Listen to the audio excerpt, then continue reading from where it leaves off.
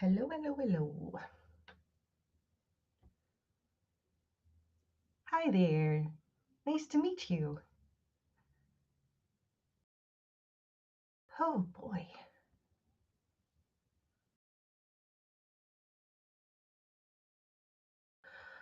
Right. Usually at the beginning of my stream, I do a reconnecting sort of yap thing. Um, Currently, what's going on, what's happened since the last chat. I have, like, since you're new though, I will happily, um, introduce the self and, um, tell you a little bit about what we're planning to read today and all that fun stuff. So my name is camera shaky. My name is Wayward Bard. I go by Bard. I use they them pronouns, and I usually read on this channel. I also do gaming, but right now with my personal computer in storage, it has primarily been reading because this laptop cannot stream and game at the same time. My typical schedule is Monday, Tuesday, Friday, but that might change. I just recently got a part-time job that will be going during the week, so my hours might change because I would be starting at 4 o'clock for my shifts. So we'll see how things go in terms of that. Currently, we have 3 different books going on. A original fanfic that I wrote quite a few years ago that's multi-chapter. We do those on Mondays. Tuesdays are Charles DeLint as of right now. The Very Best of Charles DeLint is the title of the book. And Fridays usually are ASMR style soft spoken reading, but until we finish the current book we're on, I'm going to hold back on doing that. We are working our way through the Merry Adventures of Robin Hood. So if you like any of those books, or just like having somebody in the background to listen to while they read, I am definitely a person to tune into. Alrighty then. So, um, as of last time streamed, I think last time I streamed was Saturday? No, no, it wasn't Saturday. It was Friday. Last Friday. Um, Last Friday we had to end stream early because my e-reader was absolutely having a conniption and did not want to go to the next page of the book. So we rated out. I don't remember who we rated into. Um, but I had to do some troubleshooting on the other side to figure out what was going on. It just didn't like that page or something. I don't know. I tried to re-download the book onto the e-reader. I tried downloading a different version, and I also did a factory reset or system reset on the e-reader to make sure that it maybe wasn't the reader that was glitching out. And it still didn't want to work. So I downloaded just the pure text version. It's not going to have chapters in it the same way. So I have to just keep an eye on like where I am percentage wise in the book in order to keep track of that.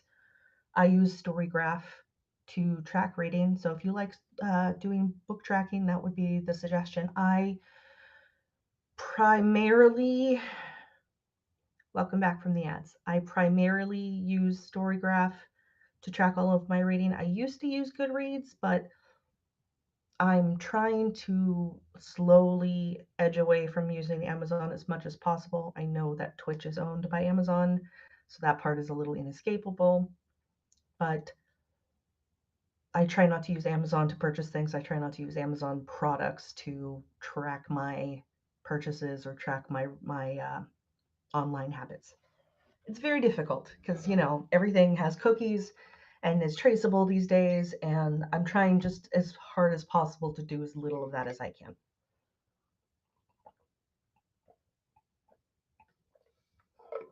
Some of my redeems are not currently active because I don't have OBS right now, so a lot of the fun features that are attached to the redeems are not currently functioning.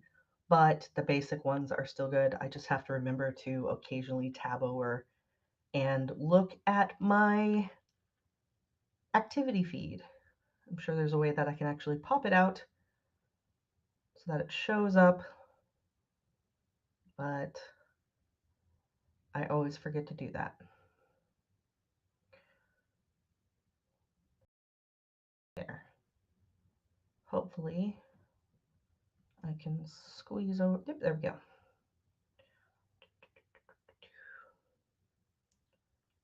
Where is it? Where did it go?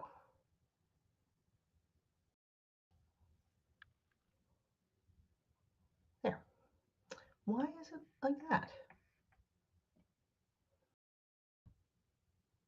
That's dumb. Oh, actually, I like that. Perfect. Maybe perfect. Can I go to menu?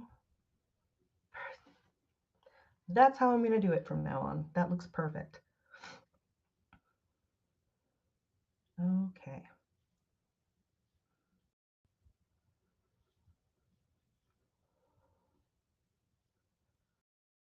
So, I'm trying to remember.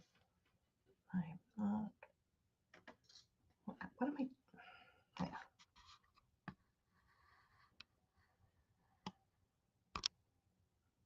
Am I more in frame? Yeah, there we go. Oh, so my spouse came back from being gone. Um, they were in Phoenix for about a week. The original intention was to go and get stuff out of storage and close the storage out. That didn't happen because of other reasons. So um, they were sticking around just to provide some in-person moral support for that. And I was by myself all week and fell into some really terrible habits in terms of just like keeping up with my sleep schedule, making sure that I ate and drink water, that kind of stuff.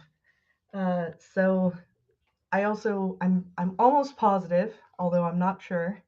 I'm almost positive that I didn't stream the whole week for no reason other than the fact that I wasn't behaving correctly.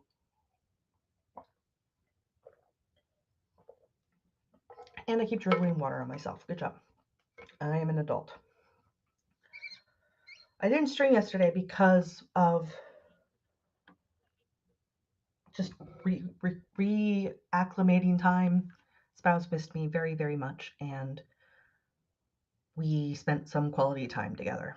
There was eating, cooking, there was cuddling and talking and watching movies and stuff.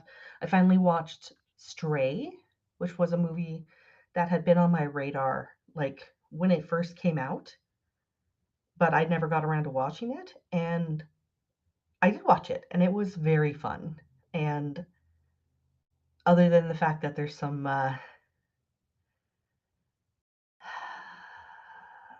juvenile humor involved, given the content of the film, it was a good time. I enjoyed it. I would watch it again happily.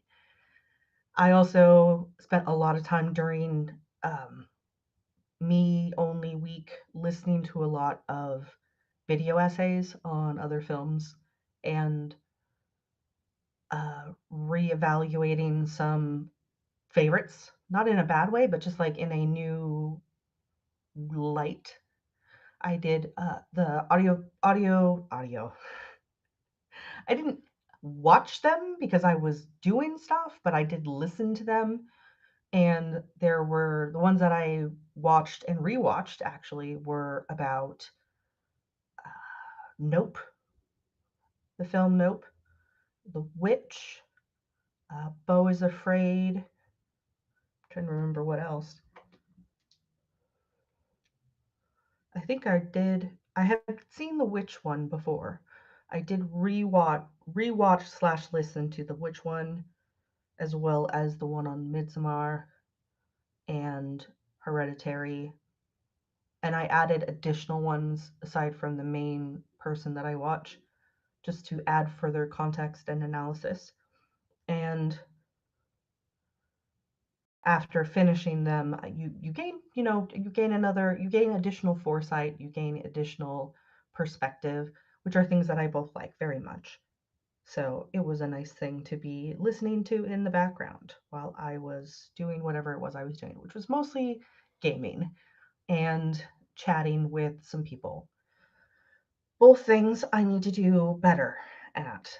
Definitely the more chatting with friends and the less time constantly gaming. These are things that I've struggled with for a while. And it has a lot to do with stress management, which it shouldn't be an excuse. I realize that. But it is something I find myself doing a lot. What else is there to report? The weather has been delightful here in my corner of the world. The snow is finally melting, and the temperature is just a hair warmer than previously, which I personally appreciate.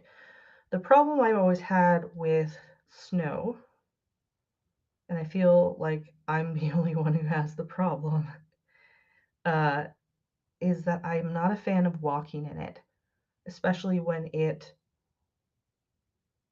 freezes and then unfreezes and then refreezes. So there starts to be a buildup of ice, and because we live in a very hilly area and I don't drive currently, we don't have a vehicle, so I walk a lot of places. I Having to go up and downhill when there's ice is not a fun time. So I am not personally a fan of that. Because of that, I tend to hate going outside. I can spell. I'm going to take a second to self promo to a couple places that I know it's acceptable in my Discord. So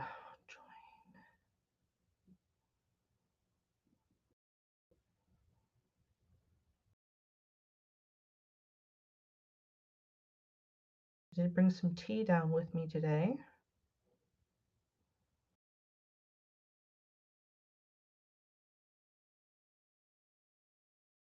I was able to find actually one type of loose leaf tea at one of the grocery stores that I go to,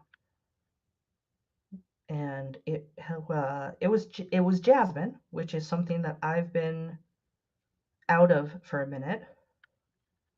So I was really glad to find not only the tea being jasmine tea, but also it being a loose leaf tea. Because I really do prefer loose whole leaf tea specifically, because of the quality, the taste. It's just better, in my opinion, than bagged tea. And I know I've had this argument before with multiple people, multiple servers, multiple streams, how loose leaf tea is just a better quality tea. It tastes better, etc. And I know not everybody can afford to get it. And you have to, it's either have the thing you like or hopefully find it at a reasonable rate. But that's not always how things work out. So, get it if you can. And I have so many suggestions on the types that you can enjoy. If that is something you're interested in, I am happy to go on a long tangent about tea specifically. But the jasmine tea specifically that I got is very nice. I like it a lot. I've been enjoying it, so that's what I made today. I have that in the background to sip on whenever I remembered to do that.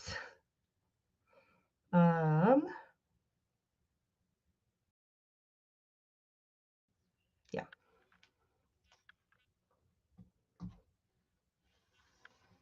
And I brought down my my teapot.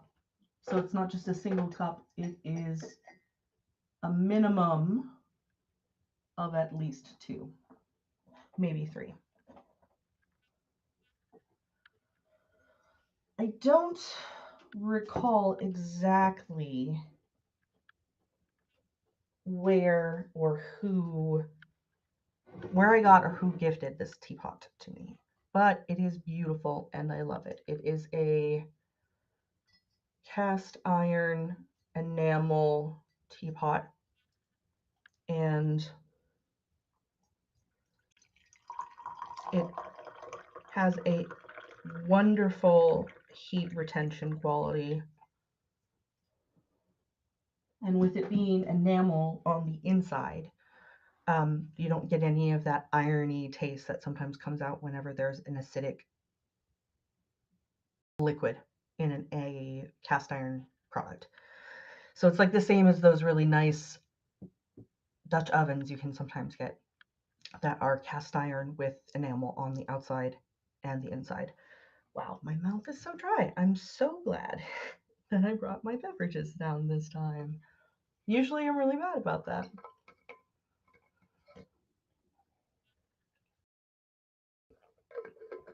Better today. Significantly better today. All right. So let me go ahead and get the book open so that we can start to read. It's been a minute since I've managed to hit my midweek stream time. So I do have to track back where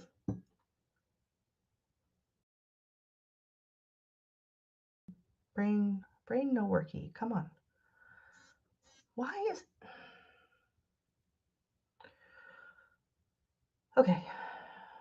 I need to remember what page we left off on and go from there. Looks like we are 28% through, which is page 117. Okay. 117.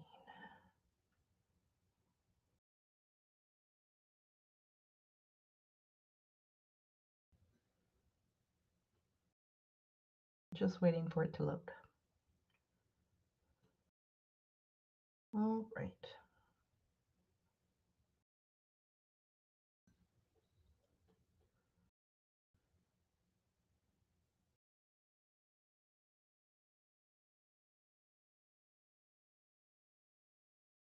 Too far, too far.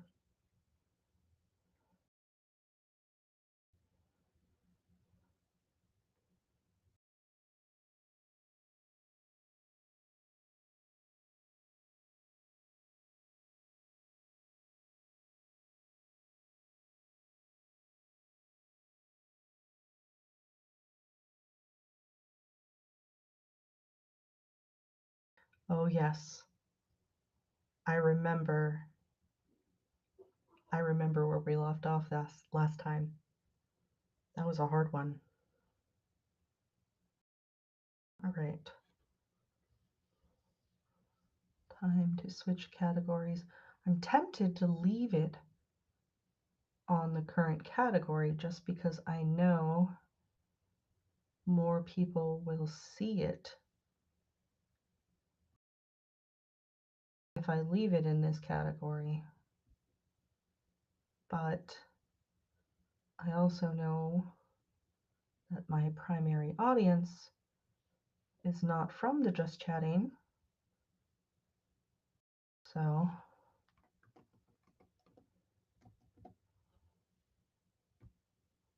there we go.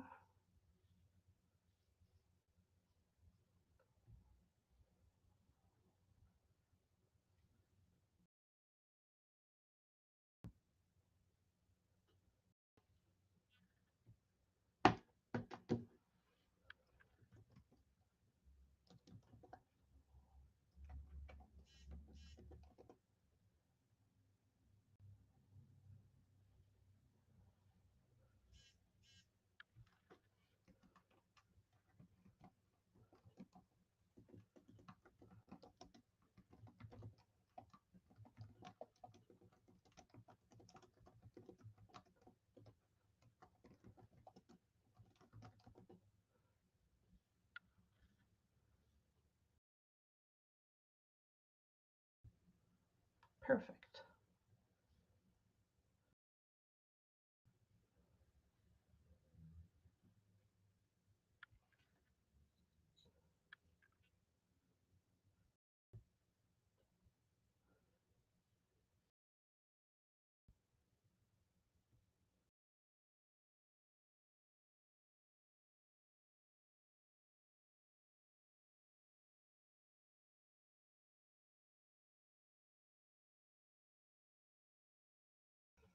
All right.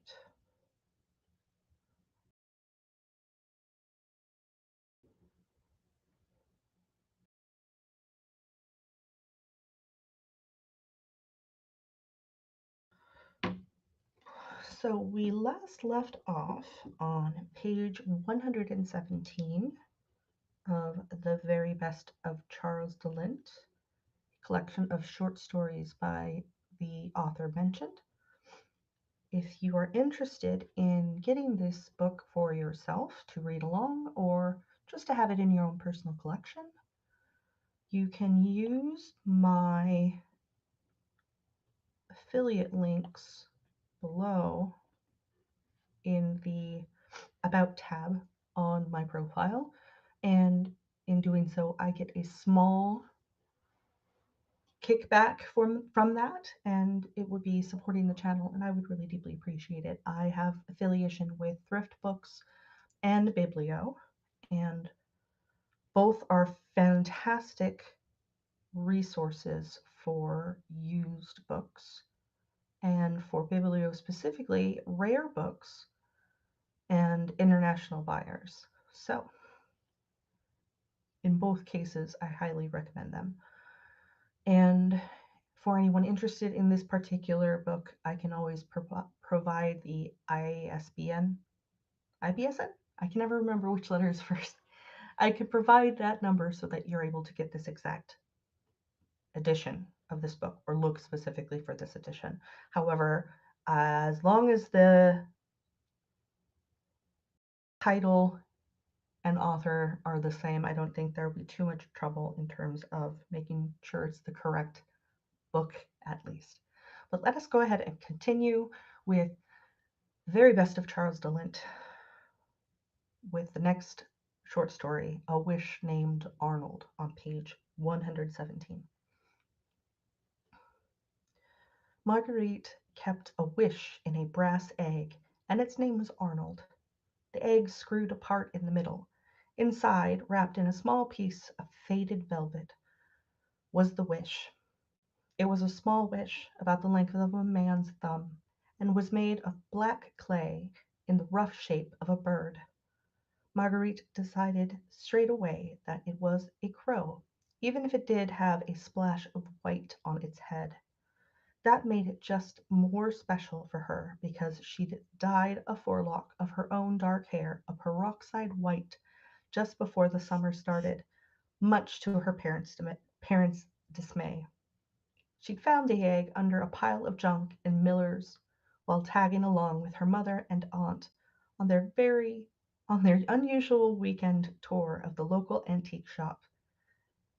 Miller's was near their cottage on Audie Lake, just down the road from Rideau Ferry, and considered to be the very best antique shop in the area. The egg and its dubious contents were only $2, and maybe the egg was dinged up a little and didn't screw together quite right, and maybe the carving didn't look so much like a crow as it did a lump of black clay with what could be a beak on it, but she bought it all the same. It wasn't until Arnold talked to her that she found out he was a wish. "What do you mean you're a wish?" she asked, keeping her voice low so that her parents wouldn't think she'd taken to talking in her sleep. "Like a genie in a lamp?" "Something like that." It was all quite confusing. Arnold lay in her hand, an unmoving lump that was definitely not alive, even if he did look like a bird, sort of. That was a plain fact, as her father liked to say. On the other hand, someone was definitely speaking to her in a low, buzzing voice that tickled pleasantly inside her head. "I wonder if I'm dreaming," she thought. She gave her white forelock a tug, then brushed it away from her brow and bent down to give the clay bird a closer look. "What sort of wish can you give me?" she finally asked. "Think of something, any one thing that you want, and I'll give it to you." "Anything?" "Within reasonable limits." Marguerite nodded sagely. She was all too familiar with that expression. Reasonable limits was why she only had one forelock dyed instead of a whole swath of rainbow colors like her friend Tina, or a mohawk like Sheila. If she just washed her hair and let it dry, and you ignored the dyed forelock, she had a more reasonable short haircut. But all it took was a little gel that she kept hidden in her purse, and by the time she joined her friends down at the mall, her hair was sticking out around her head like a bristle of spikes. It was such It was just such a pain wearing a hat when she came home and having to wash out the gel right away.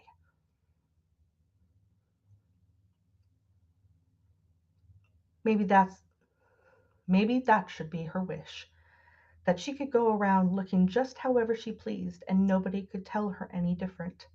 Except that seemed like a waste of a wish. She could she should probably ask for great heaps of money and jewels, or maybe for 100 more wishes. "How come I only get one wish?" she asked. "Because that's all I am," Arnold replied.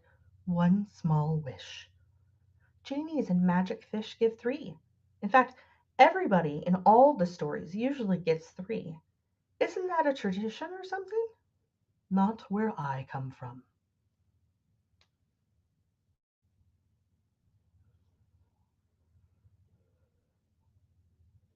"Where do you come from?" There was a moment's pause. Then Arnold said softly, "I'm not really sure." Marguerite felt a little uncomfortable at that. The voice tickling her mind sounded too sad, and she started to feel ashamed of being so greedy. "Listen," she said, "I didn't really mean to, you know." "That's all right," Arnold replied. "Just let me know when you've decided what your wish is." Marguerite got a feeling in her head then as though something had just slipped away, like a lost memory or a half-remembered thought. Then she realized that Arnold had just gone back to wherever it was that he'd been before she'd opened the egg. Thoughtfully, she wrapped him up in the faded velvet, then shut him away in the egg. She put the egg under her pillow and went to sleep. All the next day she kept thinking about the brass egg and the clay crow inside it, about her one wish, and all the wonderful things that there were to wish for. She meant to take out the egg right away, first thing in the morning, but she never quite found the time. She went fishing with her father after breakfast, and then she went to Perch, excuse me, and then she went into Perch to shop with her mother, and then she went swimming with Steve, who lived 2 cottages down and liked punk music as much as she did, though maybe for different reasons. She didn't get back to her egg until bedtime that night. "What happens to you after I make my wish?" she asked as she'd taken Arnold out of his egg. "I go away." Marguerite asked, "Where to?" before she really thought about what she was asking. But this time Arnold didn't get upset. To be somebody else's wish, he said. And after that? Well, after they've made their wish, I'll go on to the next and the next. It sounds kind of boring. Oh no, I get to meet all sorts of interesting people. Marguerite scratched her nose. She'd gotten a mosquito bite right on the end of it, and it felt very much like Pinocchio, though she hadn't been telling any lies. Have you always been a wish? She asked, not thinking again. Arnold's voice grew so quiet that it was just a feathery touch in her mind. I remember something else. A long time ago. Marguerite leaned closer, as though that would help her hear him better. But there was a sudden feeling in her as though Arnold had shaken himself out of his reverie. Do you know what you're going to wish for yet? He asked briskly. Not exactly. Well, just let me know when you're ready, he said, and then he was gone again. Marguerite sighed and put him away. This didn't seem to be at all the way this whole wishing business should go. Instead of feeling all excited about being able to ask for any one thing, anything, she felt guilty because she kept making Arnold feel bad. Mind you, she thought, he didn't seem to be a gloomy sort of genie when you came right down to it. Need a sip.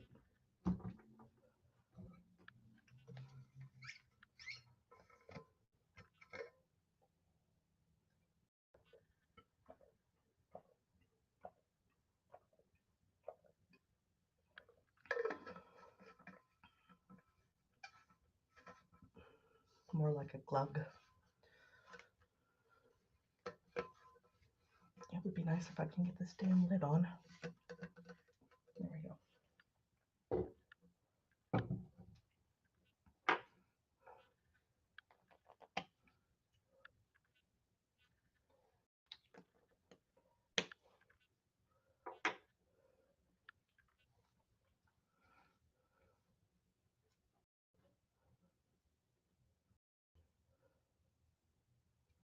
She fell asleep, wondering if he looked the same wherever he went to when he left her, as he did when she held him in her hand. Somehow his ticklish, raspy voice didn't quite go with the lumpy clay figure that lay inside the brass egg. She supposed she'd never know. As the summer progressed, they became quite good friends in an odd sort of way. Marguerite took to carrying the egg around with her in a small quilted cotton bag that she slung over her shoulder. At opportune moments, she'd take Arnold out and they'd talk about all sorts of things. Arnold, Marguerite discovered, knew a lot that she hadn't supposed a genie would know. He was current with all the latest bands, seemed to have seen all the best movies, knew stories that could make her giggle uncontrollably or shiver with chills under her blanket late at night. If she didn't press him for information about his past, he proved to be the best friend a person could want, and she found herself telling him things that she'd never think of telling anyone else. It got to the point where Marguerite forgot he was a wish, which was fine until the day she left her quilted cotton bag behind in a restaurant in Smith Falls on a day's outing with her mother. She became totally panic-stricken until her mother took her back to the restaurant, but by then her bag was gone, and so was the egg, and with it Arnold. Marguerite was inconsolable. She moped around for days, and nothing that anyone could do could cheer her up. She missed Arnold passionately, missed their long talks when she was supposed to be sleeping, missed the weight of his egg in her shoulder bag and the companionable presence of just knowing he was there. And also, she realized, she'd missed her chance of using her wish. She could have had anything she wanted. She could have asked for piles of money, for fame and fortune, to be a lead singer in a band like 10,000 Maniacs, to be another Molly Ringwald and star in all kinds of movies. She could have wished that Arnold would stay with her forever. Instead, jerk that she was, she'd never used the wish, and now she had nothing. How could she be so stupid? Oh, she muttered one night in her bed, I wish, I wish. She paused then, feeling a familiar tickle in her head. "Did you finally decide on your wish?" Arnold asked. Marguerite sat up so suddenly that she knocked over her water glass on the night table. Luckily it was empty. "Arnold?" she asked, looking around. "Are you there?" "Well, not exactly here, as it were, but I can still hear you." "Where have you been?" "Waiting for you to make your wish." "I've really missed you," Marguerite said. She patted her comforter with eager hands, trying to find Arnold's egg. "How did you get back here?" "I'm not exactly here," Arnold said. "How come you never talk to me when I've been missing you all this time?" "I can't really initiate these things," Arnold explained. "It gets rather complicated. But even though my egg's with someone else, I can't really be their wish until I finished being yours." "So we can still talk and be friends even though I've lost the egg?" "Not exactly. I can fulfill your wish, but since I'm not with you, as it were, I can't really stay until you're ready to make your wish." "You can't?" Margaret wailed. "Afraid not. I don't make the rules, you know." "I've got it," Marguerite said. And she did have it, too. If she wanted to keep Arnold with her, all she had to do was wish for him to always be her friend. Then no one could take him away from her. They'd always be together. "I wish," she began. But that didn't seem quite right, she realized. She gave her dyed forelock a nervous tug. It wasn't right to make someone be your friend. But if she didn't do that, if she wished for something else, then Arnold would just go off and be somebody else's wish. Oh, if only things didn't have to be complicated. Maybe she should just wish herself to the moon and be done with all of her problems. She could lie there and stare at the world from a nice long distance away while she was slowly asphyxiated. That would solve everything. She felt the telltale feeling in her mind that let her know that Arnold was leaving again. "Wait," she said. "I haven't made my wish yet." The feeling stopped. "Then you've decided?" Arnold asked. She hadn't, but as soon as he asked, she realized that there was only one fair wish she could make. "I wish you were free," she said. The feeling that was Arnold moved blurrily inside her. "You what?" he asked. "I wish you were free. I can wish that, can't I?" "Yes, but wouldn't you rather have something? Well, something for yourself?" "This is for myself," Marguerite said. "Your being free would be the best thing I could wish for because you're my friend, and I don't want you to be trapped any more." She paused for a moment, brow wrinkling. "Or is there a rule against that?" "No rule," Arnold said softly. His ticklish voice bubbled with excitement. "No rule at all against it." "Then that's my wish," Marguerite said.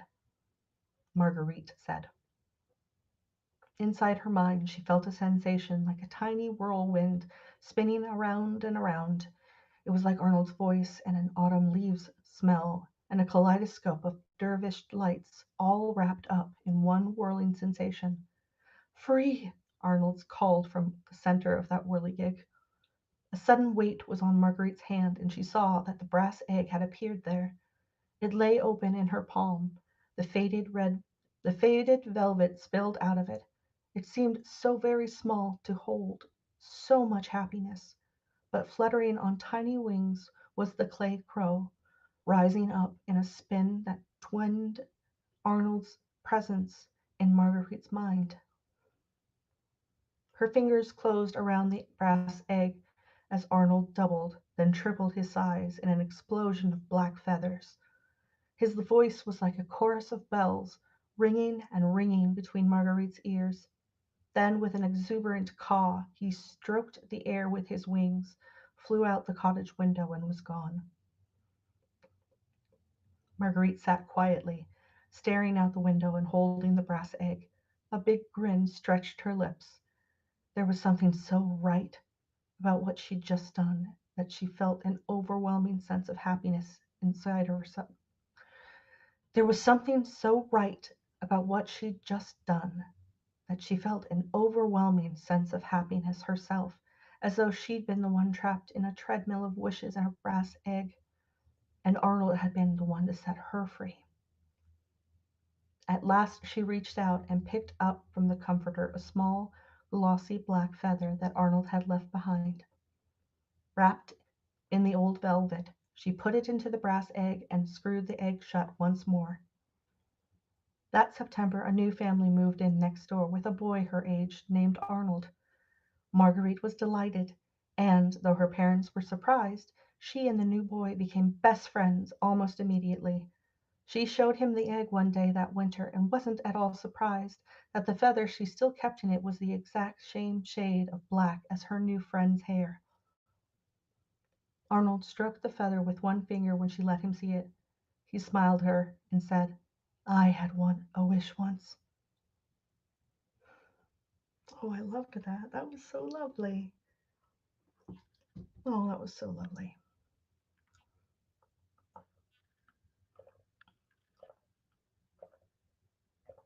Oh, that tea is lovely.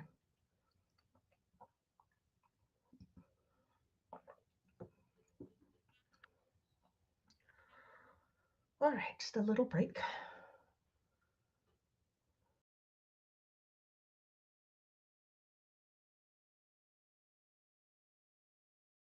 As soon as I can find the menu option. There we go.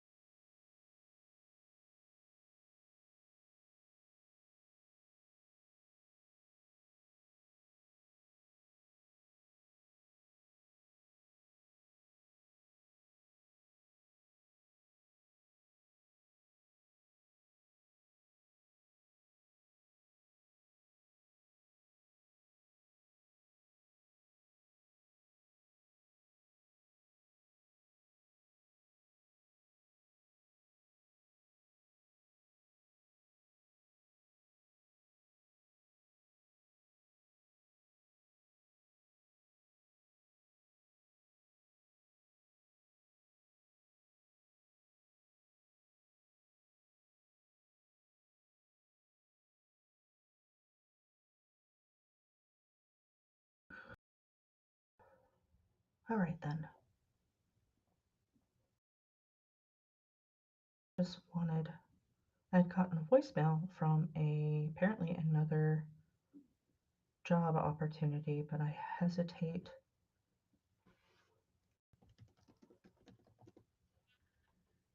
to get back in touch with them just because I've already accepted this other job. I don't need a third part-time job. Alternatively, I could leave the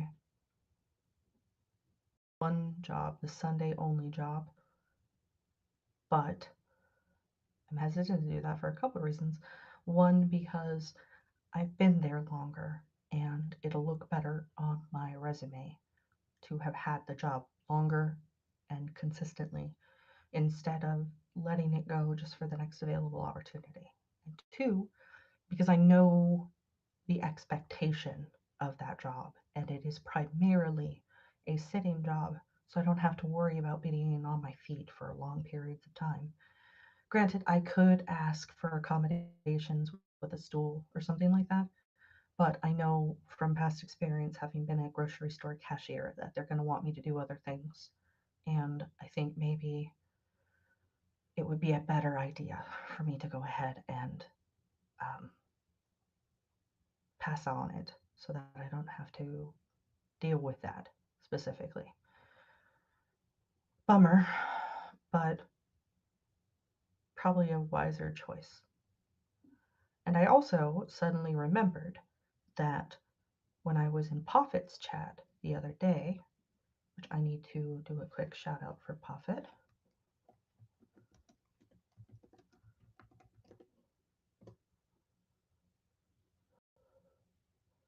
When I was in Poffit's chat the other day, um, she had made a comment about how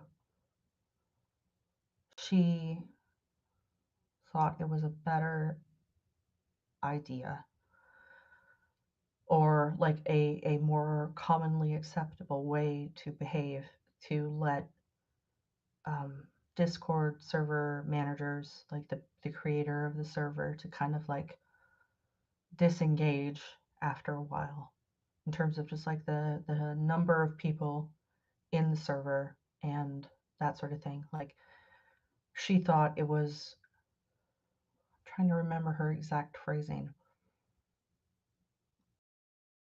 She thought it was this, she felt like it should be the standard. There we go. She felt like it should be the standard, that it was perfectly acceptable. That part I'm not arguing.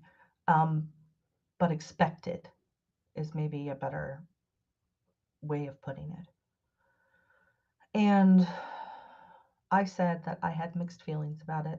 She wanted to know what my feelings were, and I responded character limit because that's now my new phrase of saying that I have a lot to say, but there isn't enough available time or character limit to do so.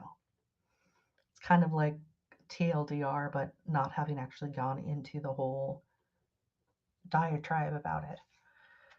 But I did want to talk about it. So here's my biggest problem slash concern with that.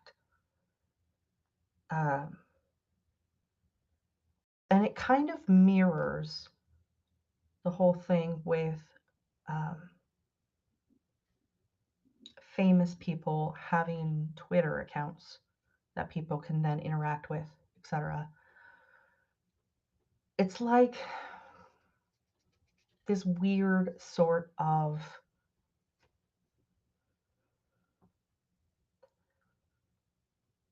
humanizing, dehumanizing. Like it's like it's parallel things at the same time. They should be allowed, and it should be perfectly acceptable for them to participate in social media and do things online with other people they know, with friends, with family, and so on and so forth.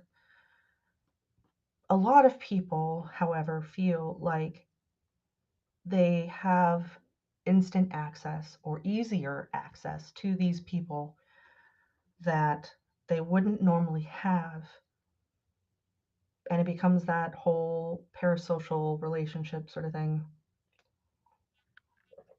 where people start to feel like they're friends with that person, even though maybe it's one sided, but there's definitely that power dynamic thing there.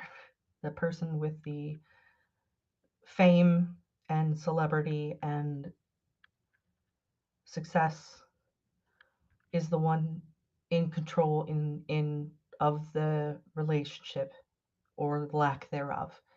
And it's not mutual, even in the most visible way. It's not mutual. I had a situation like that uh, about maybe 5 or 10 years ago, maybe even a little further back than that. I was involved with a fandom group, and in a lot of ways, the celebrities involved in that fandom group, there was a lot of crossover into community involvement. And some people I was acquainted with or knew through acquaintances claimed to be personal friends with them or have intimate relationships with them, and so on and so forth. And one of them even, I feel like people are going to know right away who I'm talking about as soon as I start talking about this particular thing that they did. One of them ran a social experiment, if you will, that had a lot of people involved in it annually. And one of the prizes for this experiment interaction was to have basically private, like small group setting, person to person events with that celebrity. Like that was a prize. It was usually a, what's the word? Charitable, I guess maybe is a good choice. It was usually a grassroots charitable type project where they would go and they would help with building wells in an area that maybe didn't have good water access or clean water access in the world, or they would help build a schoolhouse, or they would help in some way. I think one year they helped with hurricane relief and that kind of stuff. Um, so it was all for good things. Like that was the whole idea behind it. That was meant to be for good. It was supposed to be to help others. The whole idea behind the event itself was to invite other people to go out in the world and do good things for others. A very noble thing to do, and a very great way to use their platform as a way to bring awareness to these situations, to get more people involved with the situations, etc. Usually, other celebrities would dip in, like in some way, to accommodate or uh, provide additional incentive, so on, so on.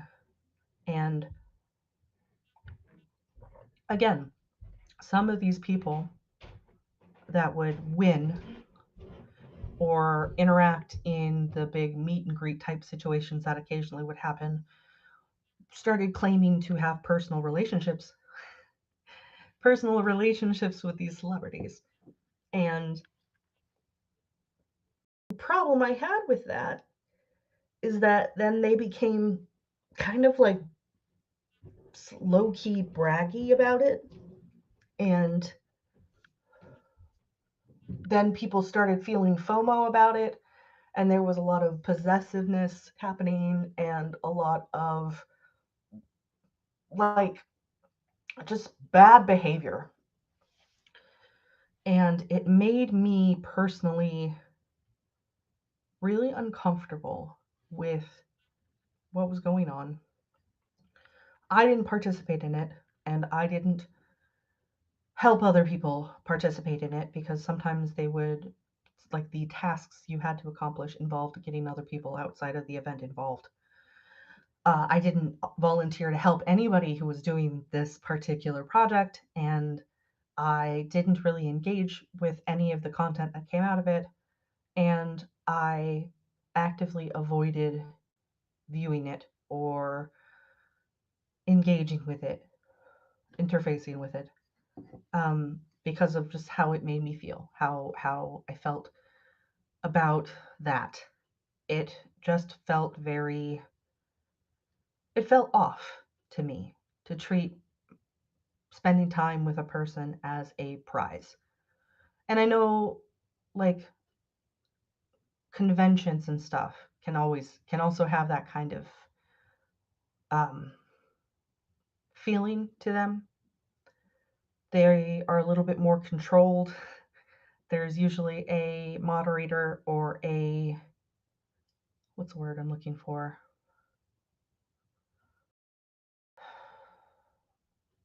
I don't want to say caretaker because that's not correct.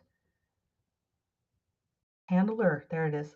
There's usually a handler involved who, they're not exactly a bodyguard, but they're kind of like a receptionist where they act as a go between, or even so much as like a barrier between the talent and the audience or the attendees, because that's something that people are also really famous for doing. They take things a little too far. They ask inappropriate questions. They try to do inappropriate things. Um, Call it a power play, call it just weird obsession, etc.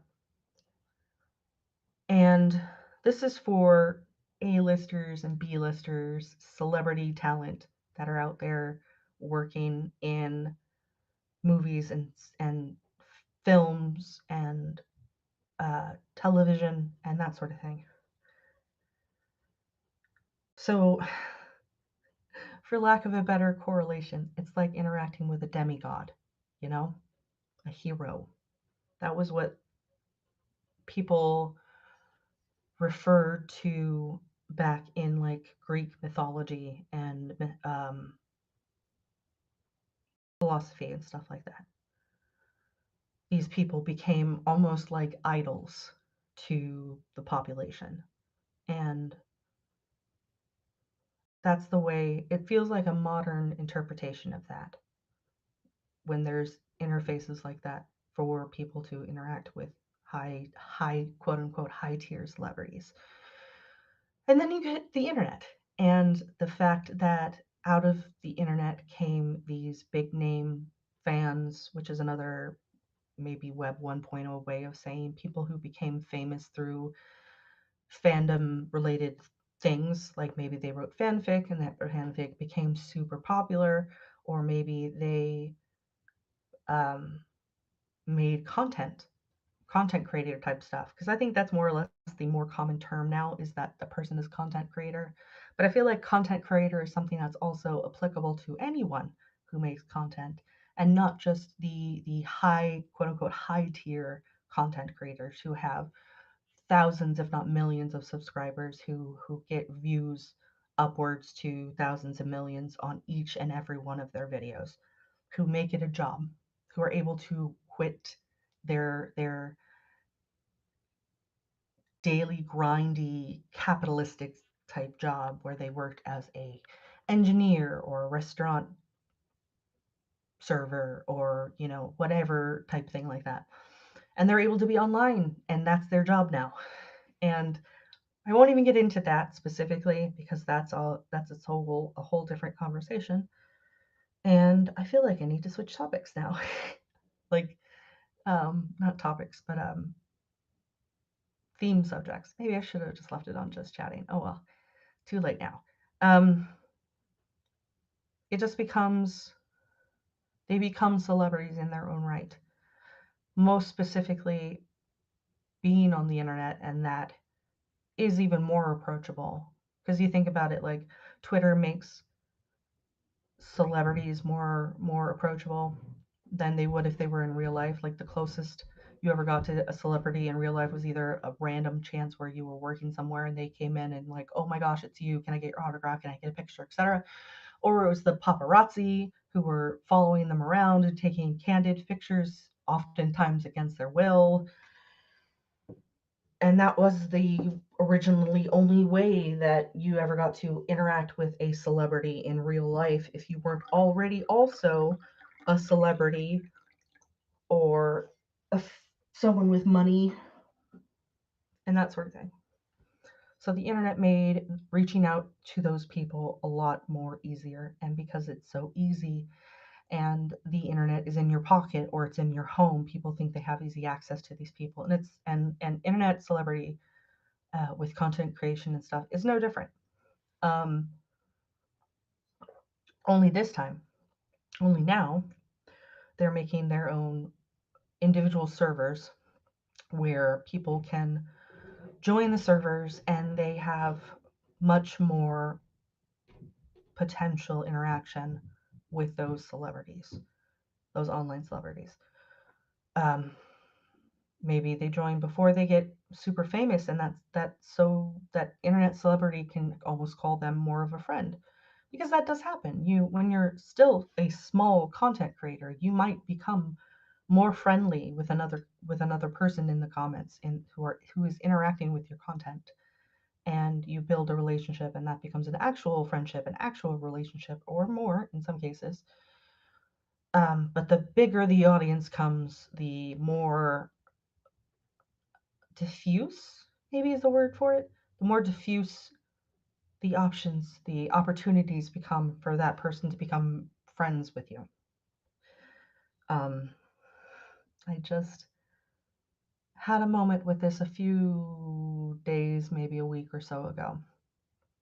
Um, but I'll get into that maybe later. So that parasocial thing comes up again.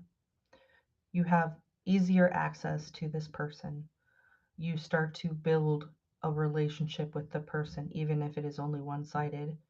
The interactions become something of like a dopamine type fix. People want that attention, people want that interaction. They want to believe that they know the person intimately, that they become friends with that person, and that person values them. And their interactions become this bar of if they don't interact with me, then obviously I have no value, and so on, etc. Or they cross boundaries, boundaries that are socially unacceptable to pass. And if the person who is creating the content is mature and strong in their personhood, like they have agency over themselves, usually if there is a boundary that is being tested or even challenged, they're able to stand their ground and be like, hey, this is a boundary, don't cross it, or I will make sure that you do not have any interaction with me at all, not in the comments of my content, not in my Discord server, not on my Twitter. Everything you becomes taken away from you and you get nothing. Um, for people who have actual relationships with other server mates or comment mates or whatever you want to call them, that can be its own sort of upset because you don't want your friends taken away from you. And maybe this is the only way you're able to interact with them. Um, but in a lot of cases, people will get more obsessive and more demanding, and it can become a little scary.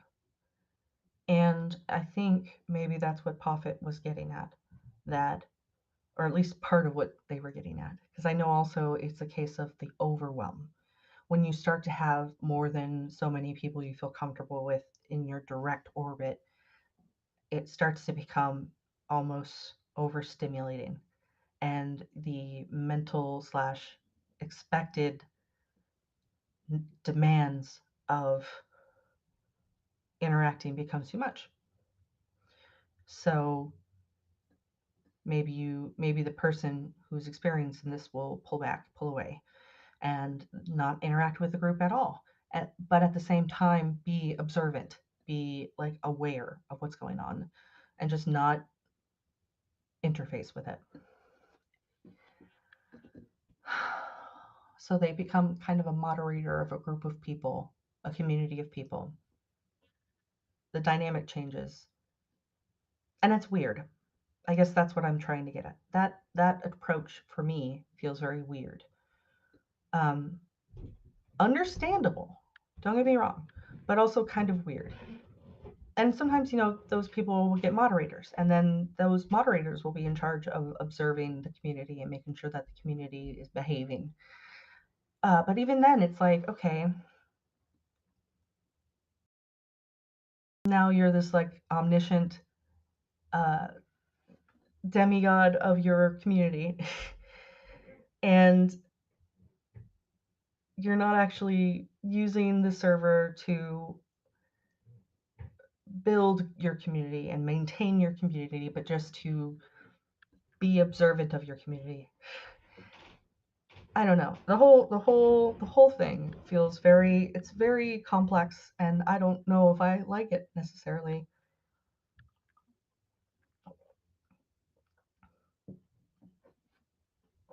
I'm not saying that people don't deserve privacy or having boundaries and stuff like that.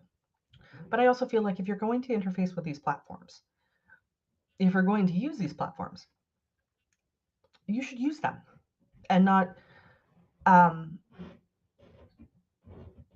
use them as like a survey base or a way to track your followers, your commenters, your audience, whatever you want to call them.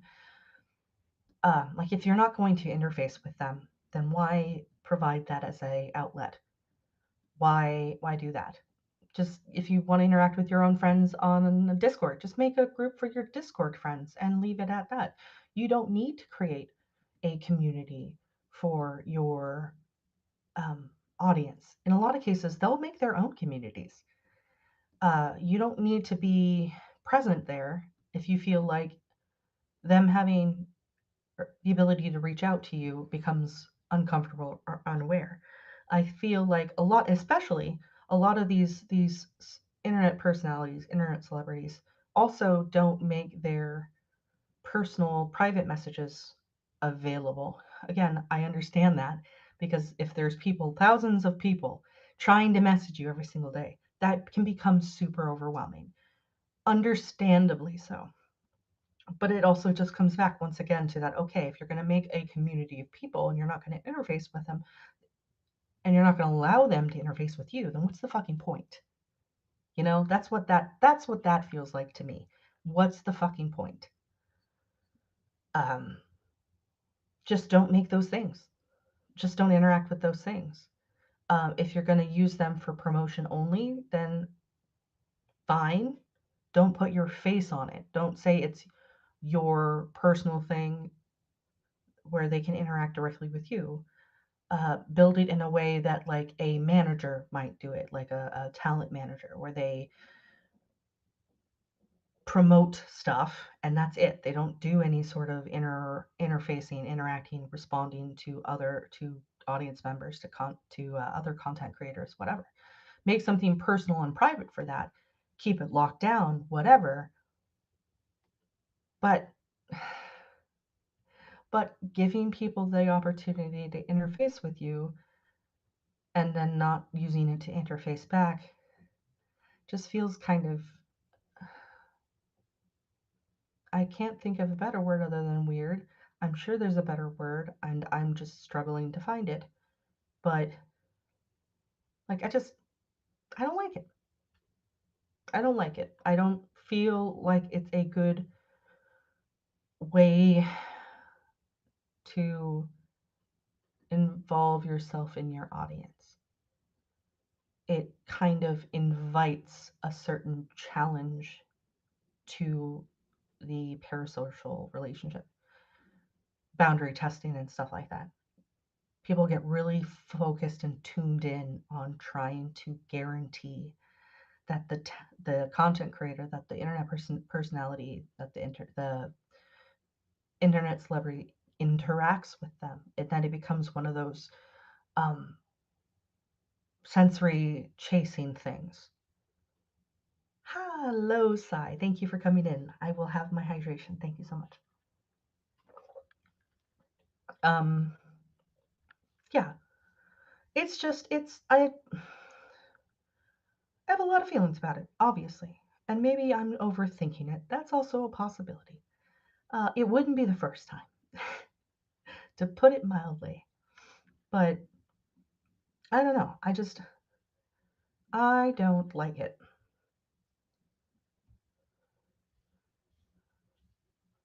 And that's what I feel about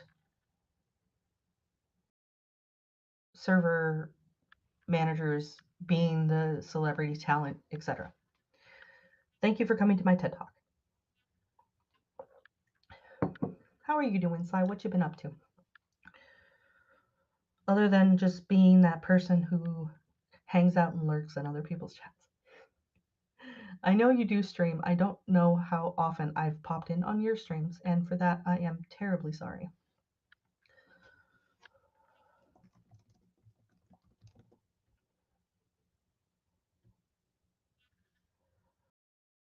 But you're also totally fine chilling. Doing alright, studying and playing games. Haven't streamed in like a month or so. Okay, alright. Um, Studying is good. Hopefully things are going well there. Playing games is good. Um, have you been playing with Cozy? I think maybe that's why I feel like I've been watching you stream, even though you're not streaming on your channel. But if not, that's fine too. Whatever. Um, it's nice to see you. Thank you for popping in. I'm gonna get back to reading, but I just wanted to prattle a little bit about that topic because I didn't get the opportunity to really talk about it when I was in. Yeah, that's what I thought. When I was in Poffit's chat a few days ago. Because I had a lot of thoughts about it and I needed to think about it some more. Or discuss about it some more. Shit, what was I doing?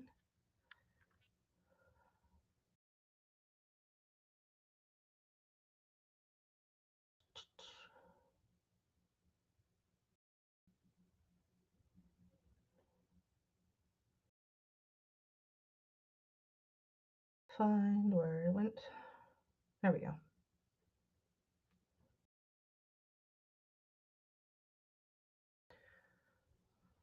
Okay.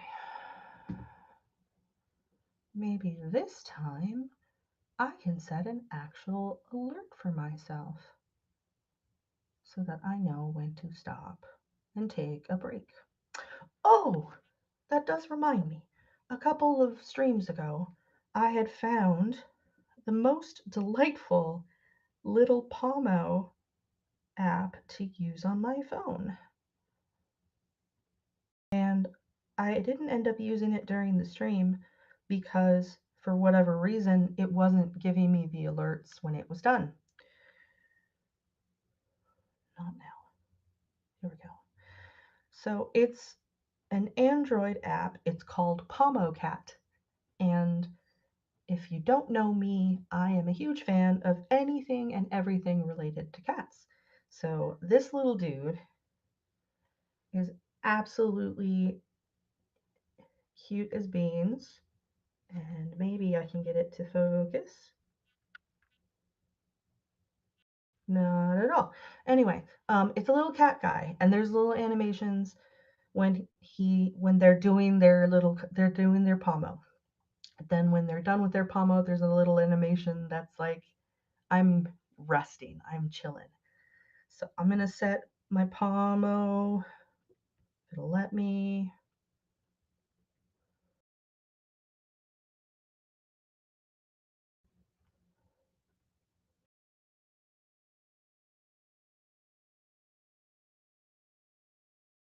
Why isn't it letting me? Here we go. 4 times 25 minutes. I think it should be 30 minutes. Okay. 30 minutes. 30, 60. Maybe it should be 15 minutes.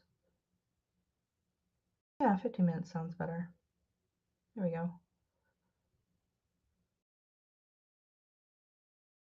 Yeah, let's do that.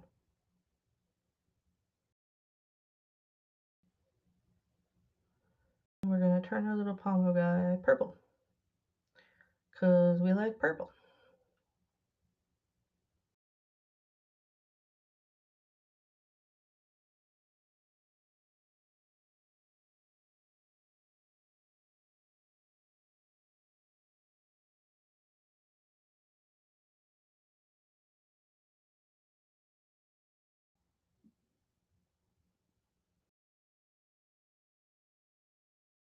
Also, one of the alert sounds is a meow is meows, which I think is absolutely fantastic.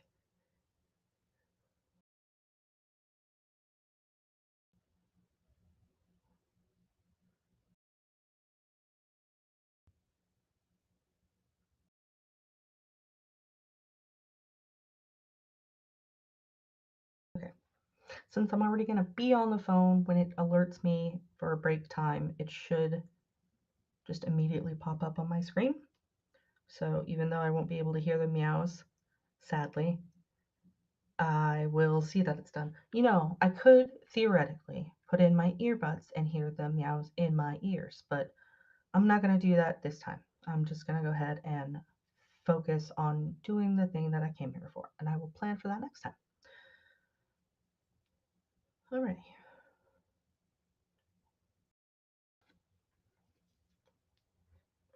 Page 123. Into the Green.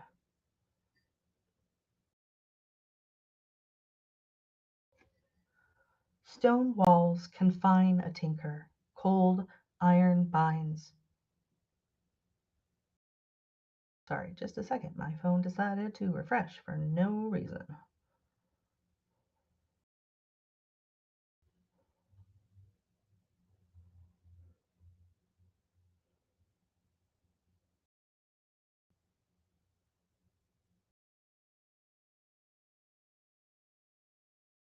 There we go. Found it.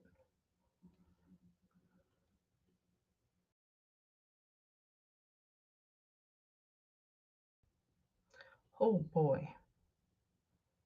I think maybe what's happening is I'm bumping it with my finger and it's like launching it into whatever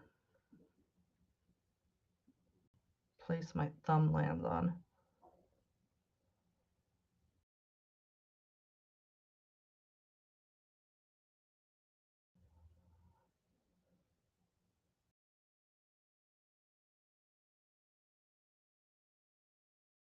All right, let's try this again. Into the Green. Stone walls confine a tinker, cold iron binds a witch. But a musician's music can never be fettered, for it lives first in her heart and mind. The harp was named Gero, born out of an old sorrow, to make weary hearts glad. It was a small lap heart, easy to carry, with a resonance that let its music carry into the far ends of a crowded common room. The long fingers of the red-haired woman could pull dance tunes from its strings, lilting jigs or reels that set feet tapping until the floorboards shook and the rafters rang. But some nights a memory of old sorrows returned. Lying in wait like marsh mists, they clouded her eyes with their arrival. On those nights the music she pulled from Guerra's metal-strung strings was more bitter than sweet, slow airs that made the heart regret, and brought unbidden memories to haunt the minds of those who listened. "Enough of that," the innkeeper said. The tune faltered, and Angharad looked up into his angry face. She lay a hand across the harp strings, stilling the plaintive singing. "I said you could make music," the innkeeper told her, "not drive my customers away." It took Angharad a few moments to return from that place in her memory that the music had brought her to this inn where her body sat, drawing the music from the strings of her harp.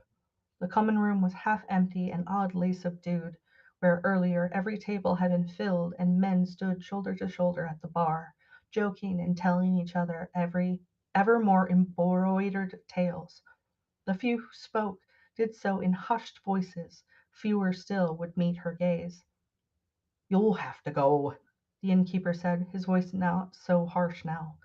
She saw in his eyes that he, too, was remembering a forgotten sorrow. I how to tell him that on nights such as these The sorrow came whether she willed it or not, that if she had her voice, she would rather forget it all. Forget. Let me try that whole sentence again. That if she had her voice to her, that if she had her choice, she would rather forget as well. But the harp was a gift from Jacky Lantern's kin, and was the music, as was the music she pulled from its strings.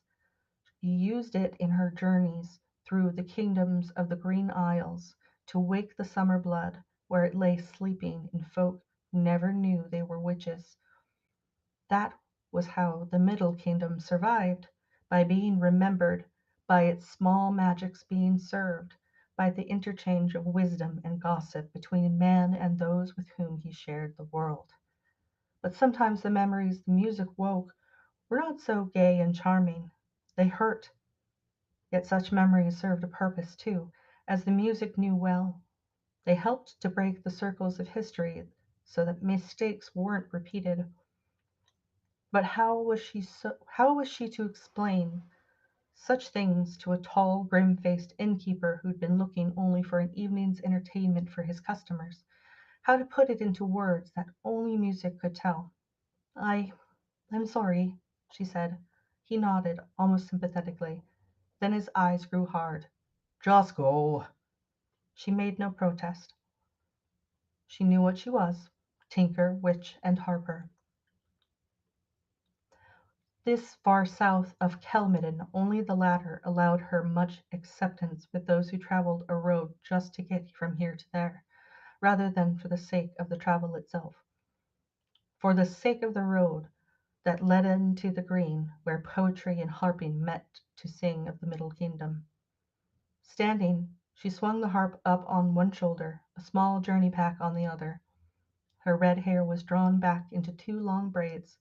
She wore a tinker's plaited skirt and a white blouse with a huntsman leather jerkin over top. At the door she collected her staff of white rowan wood, witch's wood. Not until the door swung closed behind her did the usual level of conversation and laughter return to the common room. But they would remember her, the music. There was one man who watched her from a corner, face dark with brooding. She meant to leave before they remembered other things, before one or another wondered aloud if it was true that witch's skin burned at the touch of cold iron, as did that of the Koori folk.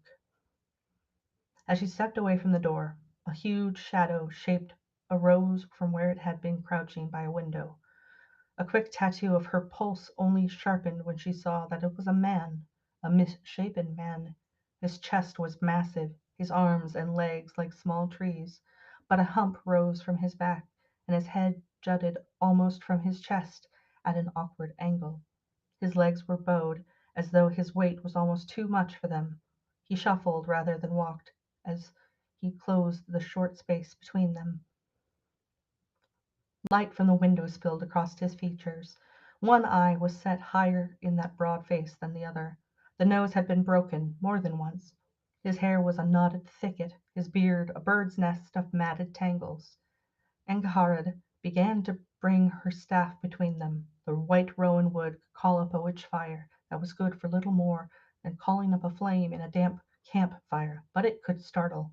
That might be enough for her to make her escape. The monstrous man reached a hand towards her. Pretty, he said. Before Angahar could react, came a quick movement from around the side of the inn. Go on, the newcomer cried. It was the barmaid from the inn, a slender, blue-eyed girl whose blonde hair hung in one thick braid across her breast. The innkeeper had called her Jessa. Get away from her, you big oaf! She made a shooing motion with her hand. Angharad saw something flicker briefly in the man's eyes as he turned. A moment of shining light, a flash of regret. She realized then that he'd been speaking of her music, not her. He'd been reaching to touch the harp, not her. She wanted to call him back, but the barmaid was thrusting a package wrapped in unbleached cotton at her. The man had shambled away, vanishing into the darkness in the time it took Angahard to look from the package to where he'd been standing. Something for the road, Jessa said. It's not much. Some cheese and bread. Thank you, Angahard replied. That man. Oh, don't mind him. That's only Pog, the village half-wit. Vale lets him sleep in the barn in return for what work he can do around in the inn. She smiled suddenly. And he's seen the Cowrie folk. He has. To hear him tell it, and you'd need the patience of one of that priestesses to let him get the tale out. They dance all round the stones at night, such as this. What sort of night is this? A full moon. Jessa pointed eastward. Rising above the trees, Angahart saw the moon rising, swollen and round above the trees. She remembered a circle of old long stones she'd passed on the road that took her to the inn. They stood far off from the road, on a hill overlooking the grey sea, a league or so west of the village. Old stones like silent sentinels watching the distant waves. A place where Cories would dance, she thought, if they were so inclined. You should go, Jessa said. Let me try that again. You should go, Jessa said. Angahard gave her a questioning look. The barmaid nodded toward the inn. They're talking about witches in there, and spells laid with music. They're not bad men, but any man who drinks. Angahard nodded. A hard day's work, then drinking all night. To some it was enough to excuse any deed. They were honest folk, after all. Not tinkers, not witches. She touched Jess's arm. Thank you. We're both women, the barmaid said with a smile. We have to stick together now, don't we? Her features, half hidden in the gloom, grew more serious as she added, Stay off the road if you can. Depending on how things go, well, there's something as have there's some as have forces.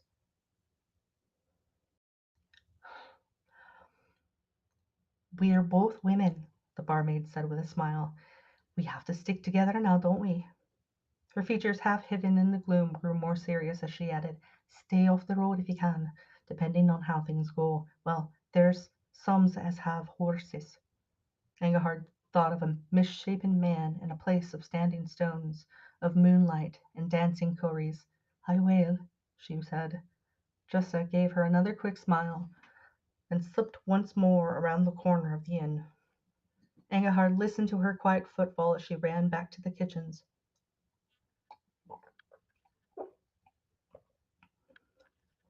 Giving the inn a considering look, she shuffled she stuffed the barmaid's gift of food into her journey pack and set off down the road, staff in hand. There were many tales told of the menhir and the stone circles that dotted the kingdom of the Green Isles. Wizard folk named them holy places, sacred to the Summer Lord, reservoirs where the old powers of hill and moon could be gathered by the rites of druids and the like.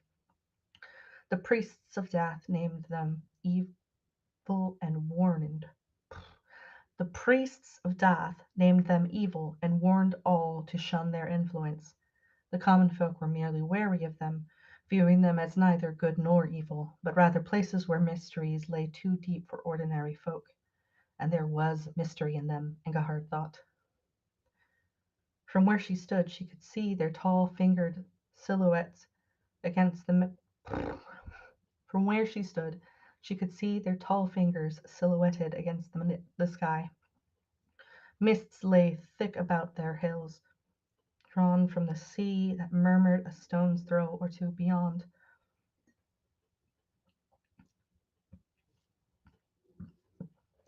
The moon was higher now, the night as still as an inhaled breath, expectant.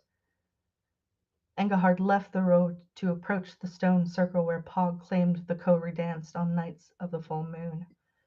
Nights when her harp played older musics than she knew, drawing the airs more from the wind, it seemed, than the flesh and bone that held the instrument and plucked its strings. The gorse was damp underfoot. In no time at all her bare legs were wet. She circled around the two stone outcrops, her route eventually bringing her up the hill from the side of it facing the sea. The murmur of its waves was very clear now. The sharp tang of its salt was in the mist. Engehard couldn't see below her waist for that mist, but the hilltop was clear, and the stones. They rose high above her, 4 times her height, gray and weathered. Before she entered their circle, she dropped her journey pack and staff to the ground. From its sheath on the inside of her jerkin she took out a small knife and left that as well. If this was a place to which the Cowrie came, she knew they would have to no welcome for one bearing cold iron. Lastly, she unbuttoned her shoes and set them beside her pack. Only then did she enter the circle, barefoot, with only her harp in hand. She wasn't surprised to find the hunchback from the village inside the circle. He was perched on the kingstone, short legs dangling. "Hello, Pog," she said. She had no fear of him as she crossed the circle to where he sat. There was more kinship between them than either might claim outside this circle. Their summer blood bound them. Huh, huh, huh. Frustration tightened every line of his body as he struggled to shape the word "Hello." Engelhard stepped closer and laid her hand against his cheek. She wondered what songs were held prisoner by that stumbling tongue, for she could see a poetry in his eyes denied its voice, a longing given no release. "Will you sing for me, Pog?" she asked. "Will you help me call the stones to dance?" The eagerness in his nod almost made her weep. But it was not for pity that she was here tonight. It was to commune with the kindred spirit. He caught her hand with his, and she gave it a squeeze before gently freeing her fingers. She sat at the foot of the stone and brought her harp around to her lap. Pog was awkward as he scrambled down from his perch to sit where he could watch her. Fingers to strings, once, softly, one after the other, no, to test the tuning, and then she began to play.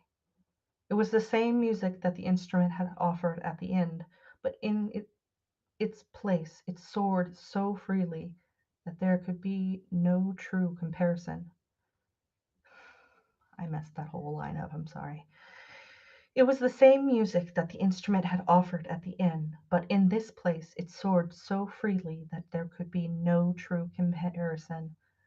There was nothing to deaden the ringing of the strings here, no stone walls and wooden roof, no metal furnishings and trappings, no hearts that had to be tricked into listening.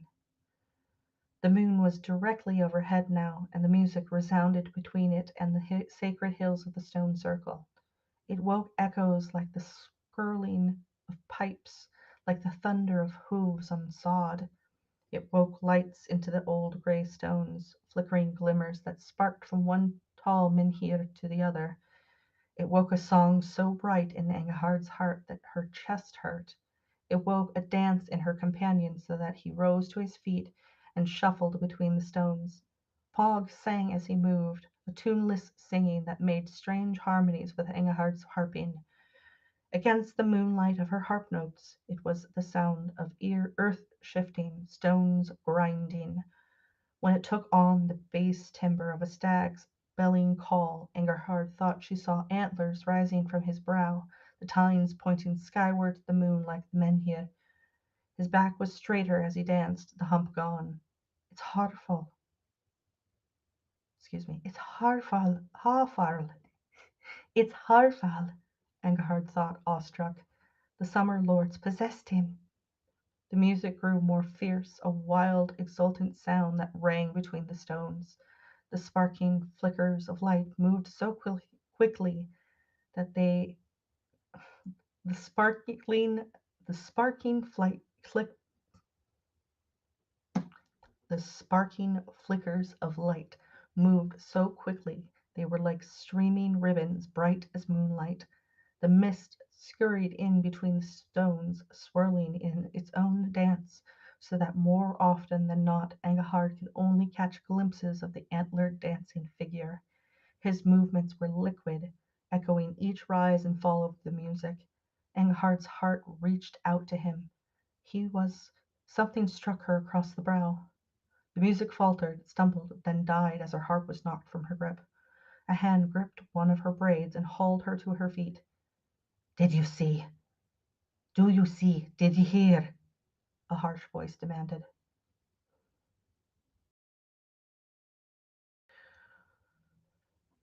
Engelhard could see them now, men from the inn. Their voices were loud in the sudden silence, their shapes exaggerated, large, and threatening in the mist. "We see, McCall." It was the one named McCall who had struck her, who had watched her so intently in the common room of the inn, who held her by her braid, who hit her again. He stank of sweat and strong drink and fear. "Calling down a curse on us, she was," McCall cried. "And that better place, and what better place than these damned stones?"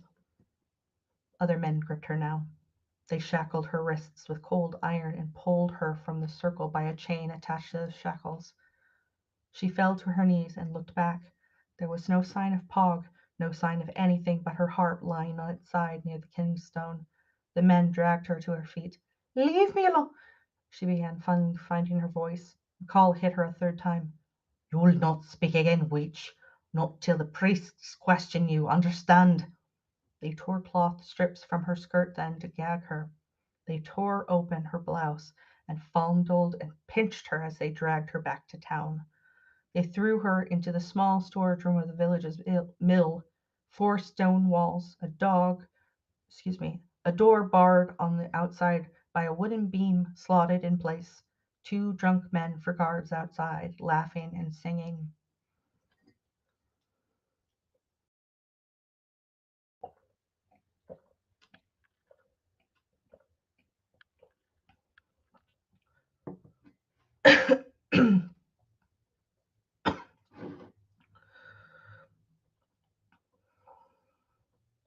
It took a long time for Angharad to lift her bruised body up from the stone floor and work free the gag. She closed her blouse somewhat by tying together the shirt tails. She hammered at the door with her shackled fists.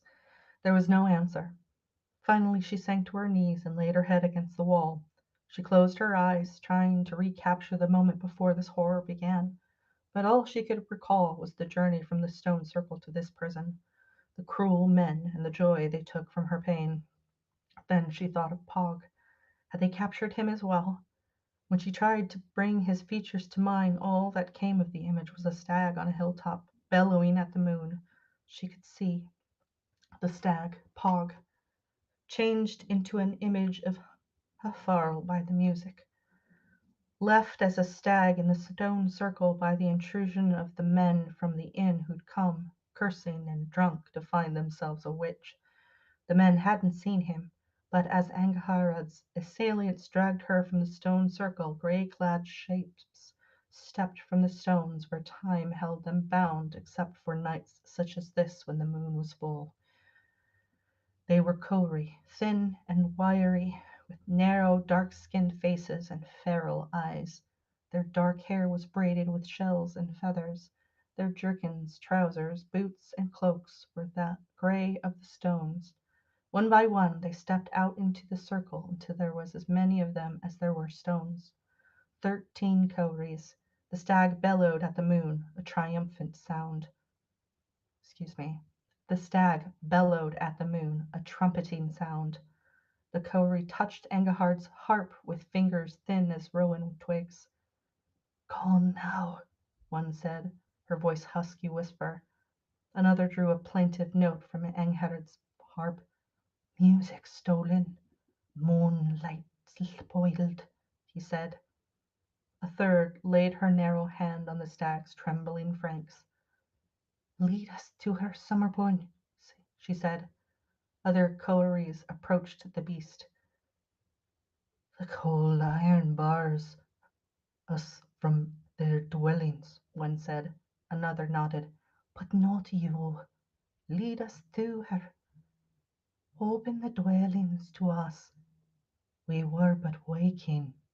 We missed our music. 100 moons without music. We could hear her heart. We would follow our kin into the green." The green where poetry and harping met and opened a door to the Middle Kingdom. The stag pawed at the ground, hearing the need in their voices. It lifted its antlered head, snorting at the sky. The men, where had they taken her? The stag remembered a place where men dwelt in houses set close to each other. There was pain in that place. Angharad eyes, excuse me, Angharad opened her eyes. What had she seen? A dream? Pog with that poetry in his eyes becoming a stag surrounded by feral-eyed coterie. She pushed herself away from the wall and sat on her haunches, shackled wrists held on her lap before her. The stone walls of her prison bound her. The cold chains weighed her down. Still her heart beat. Her Still her heart beat. Her thoughts were her own. Her voice had not been taken from her. She began to sing. It was the music of hill and moon, a calling down music, keening and wild. There was a stag's lowing in it, the murmur of sea against shore. There was moonlight in it, and the slow grind of earth against stone. There was harping in it, and the sound of the wind as it sped across the gorse-backed hills. On a night such as this, she thought, there was no stilling such music. It was not bound by walls or shackles. It ran free, out from her prison, out from the village, into the night, into the hills. It was heard there by Cowrie and stag. It was heard closer as well. From the faraway place that the music took her, Angharad heard the alarm raised outside her prison, the wood beam scraping as it was drawn from the door. The door was pushed open, and the small chamber where her body sat singing grew bright from the glare of torches. But she was hardly even there any more. She was out on the hills, running with the stag and the cowrie, leading them to her with her song, one more ghostly shape in the mist that was rolling down into the village. Stop! Stop that, you! One of the guards said. His unease was plain in his voice and stance. Like his companions, he was suddenly sober. Angharad heard him, but only from a great distance. Her music never faltered. The two guards kept to the doorway, staring at her, unsure of what to do. Then McCall was there, with his hatred of witches, and they followed his lead. He struck her until she fell silent, but the music carried on from her heart into the night, inaudible to these men, but growing louder when they dragged her out. The earth underfoot resounded like a drumskin with her silent song. The moonlit sky above trembled. Bring wood, McCall called as he pulled her along the ground by her chains. We'll burn her now. But the priests, one of the men protested. McCall glared at them. Man, if we wait for him, she'll have us all impaled. We'll do it now. No one moved. Other villagers were waking now. Fail, the innkeeper, and the barmaid Jessa, the miller, roused first by Angharad's singing, now coming to see what use McCall had put his mill. Fishermen, grumpy, for still hours before dawn when they'd rise to set their nets out past the shoals. The village goodwives. They looked at the red-haired woman lying on the ground at McCall's feet, her hands shackled, the chains in McCall's hands. His earlier supporters backed away from him. Have you gone mad? The miller demanded of him. McCall pointed at Angharad. Doth damn you, are you blind? She's a witch. She's casting a spell on us all. Can't you smell the stink of it in the air? Let her go, the innkeeper said quietly. McCall shook his head and drew his sword. Fire's best. It burns the magic from them, but a sword can do the job as well. The mist was entering the village now, roiling down the streets, filled with ghostly running shapes. Lifting her head from the ground, Angharad saw the cowrie, saw the stag. She looked at her captor and suddenly understood what drove him to his hate of witches. He had the summer blood in his veins too. There's no need for this, she said. We are kin. But McCall didn't hear her. He was staring into the mist. He saw the flickering shapes of the cowrie, and towering over them he saw the stag, its tined antlers gleaming in the moonlight, the poetry in its eyes that burned like fire. He dropped the chains and ran towards the beast, swinging his sword two-handedly. Villagers ran to intercept him, but they were too late. McCall's sword bit into the stag's throat. The beast the beast stumbled to its knees, spraying blood. McCall lifted his blade for a second stroke, but strong hands had wrestled the sword from him. When he tried to rise, the villagers struck him with their fists. "Murderer!" the miller cried. "He never did you harm." "It was a beast," McCall cried. "A demon beast summoned by the witch." They let him rise then to see what he'd slain. Pog lay there, gasping his last breath, the poetry dying in his eyes. Only McCall and Angharad, with their summer blood, had seen the stag. To the villagers, McCall had struck down their village half-wit who'd never done a hurtful thing. "Aye," McCall began, taking a step forward, but the villagers pushed him away. The mist swirled thick around him. Only he and Angharad could see the flickering gray shapes that moved in it, feral eyes gleaming, slender fingers pinching and nipping at his skin. He fled, running headlong between the houses. The mist clotted around him as he reached the outskirts of the village. A great wind rushed down from the hills, Hafarl's breath, Angharad thought, watching. The wind tore away the mists. She saw the Cowrie flee with it, 13 slender shapes running into the hills. Where McCall had fallen, only a squat stone lay. Where McCall had fallen, only a squat stone lay that looked for all the world like a crouching man, arms and legs drawn in close to his body.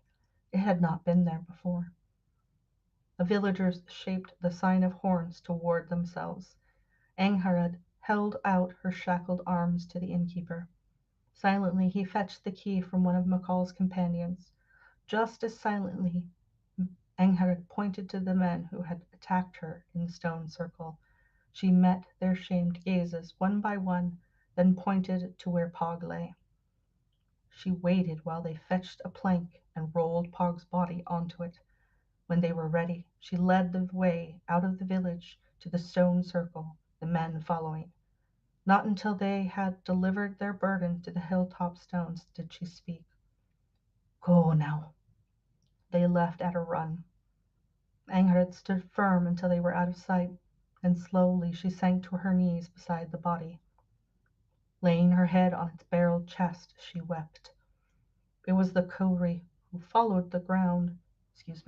It was the Cowrie who hollowed the ground under her the kingstone and laid Pog there. And it was the Cowrie who pressed the small harp into Angharad's hands and bade her play. She could feel no joy in this music that her fingers pulled from the strings.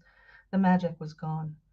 But she played all the same, head bent over her instrument while the Cowrie moved among the stones in a slow dance to honor the dead. Mist grew thick again. Then a hoofbeat brought Angharad's head up. Her music faltered. The stag stood there watching her, the poetry alive in its eyes. "Are you truly there?" she asked the beast, "or are you but a phantom I've called up to ease my heart?" The stag stepped forward and pressed a wet nose against her cheek. She stroked its neck. The hairs were coarse. There was no doubt that this was flesh and muscle under her hand. When the stag stepped away, she began to play once more. The music grew of its own accord under the music grew of its under The music grew of its own accord under her fingers, that wild, exultant music that was bitter and sweet all at once. Between her music and the poetry in the stag's eyes, Angharad sensed the membrane that separated the world from the middle kingdom of the Cowries growing thin, so thin, like mist. One by one the dancing Cowrie passed through, 13 gray-cloaked figures, with teeth gleaming white in their dark faces as they smiled and stepped from this world, into the one beyond. Last to go was the stag. He gave her one final look, the poetry shining in his eyes, then stepped away. The music stilled in Angharad's fingers. The harp fell silent. They were gone now, Pog and his Cories, gone from this hill, from this world, stepped away into the green. Hugging her harp to her chest, Anghed had waited for the rising sun to wash over the stone circle, and tried not to feel so alone.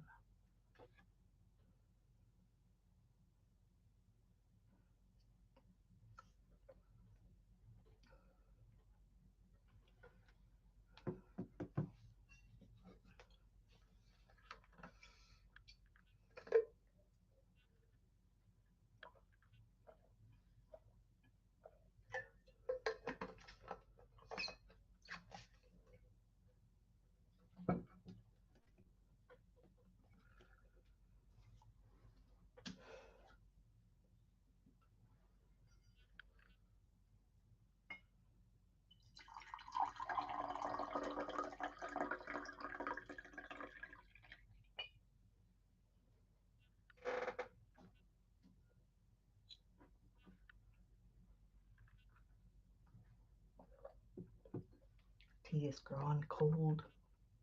How annoying.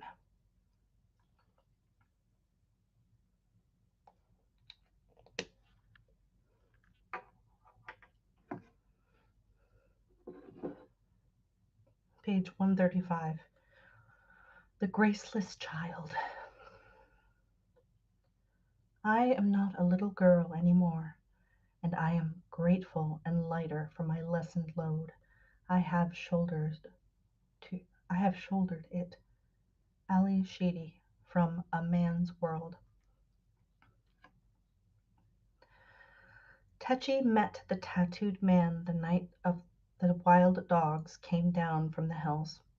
She was waiting she was waiting in among the roots of a tall old gnarlwood tree, waiting and watching as she did for an hour or two every night, nested down on the mossy ground with her pack under her head and her mottled cloak wrapped around her for warmth. The leaves of the gnarlwood had yet to turn, but winter seemed to be in the air that night. She could see the tattooed man's breath cloud about him, white as pipe smoke in the moonlight. He stood just beyond the spread of the gnarlwood's twisted boughs, in the shadow of the lone standing stone that shared the hilltop with Tetchy's tree. He had a forbidding presence, tall and pale, with long, fine hair the color of bone tied back from his high brow. Above his leather trousers he was bare-chested, the swirl of his tattoos crawling across his blanched skin like pictographic insects. Tetchy couldn't read, but she knew enough to recognize the dark blue markings were runes. She wondered if he'd come here to talk to her father. Tetchy burrowed a little deeper into her moss and cloak nest at the base of the gnarlwood. She knew better than to call attention to herself. When people saw her it was always the same. At best she was mocked, at worst beaten. So she'd learned to hide. She became part of the night, turned into the darkness away from the sun. The sun made her skin itch and her eyes tear. It seemed to steal the strength from her body until she could only move at a tortoise crawl. The night was kinder and protected her as once her mother had. Between the teachings of the two she'd long since learned a mastery over how to remain unseen, but her skills failed her tonight. The tattooed man turned slowly until his gaze was fixed on her hiding place. "I know you're there," he said. His voice was deep and resonant. It sounded to Tetchy like stones grinding against each other, deep under hill, the way she imagined her father's voice would sound when he finally spoke to her. "Come out where I can see you, Tro." Shivering, Tetchy obeyed. She pushed aside the thin protection of her cloak and shuffled out into the moonlight on stubby legs. The tattooed man towered over her, but then so did most folk. She stood 3.5 feet tall. She stood 3.5 feet high, her feet bare, the soles calloused to a rocky hardness. Her skin had a grayish hue, her features were broad and square, as though chiseled from rough stone. The crudely fashioned tunic she wore as a dress hung like a sack from her stocky body. "I'm not a troll," she said, trying to sound brave. Trolls were tall, trollless creatures, not like her at all. She didn't have the height. The tattooed man regarded her for so long that she began to fidget under his scrutiny. In the distance, from 2 hills over and beyond the town, she heard a plaintive howl that was soon answered by more of the same. "You're just a child," the tattooed man finally said. Tessie shook her head. "I'm almost 16 winters."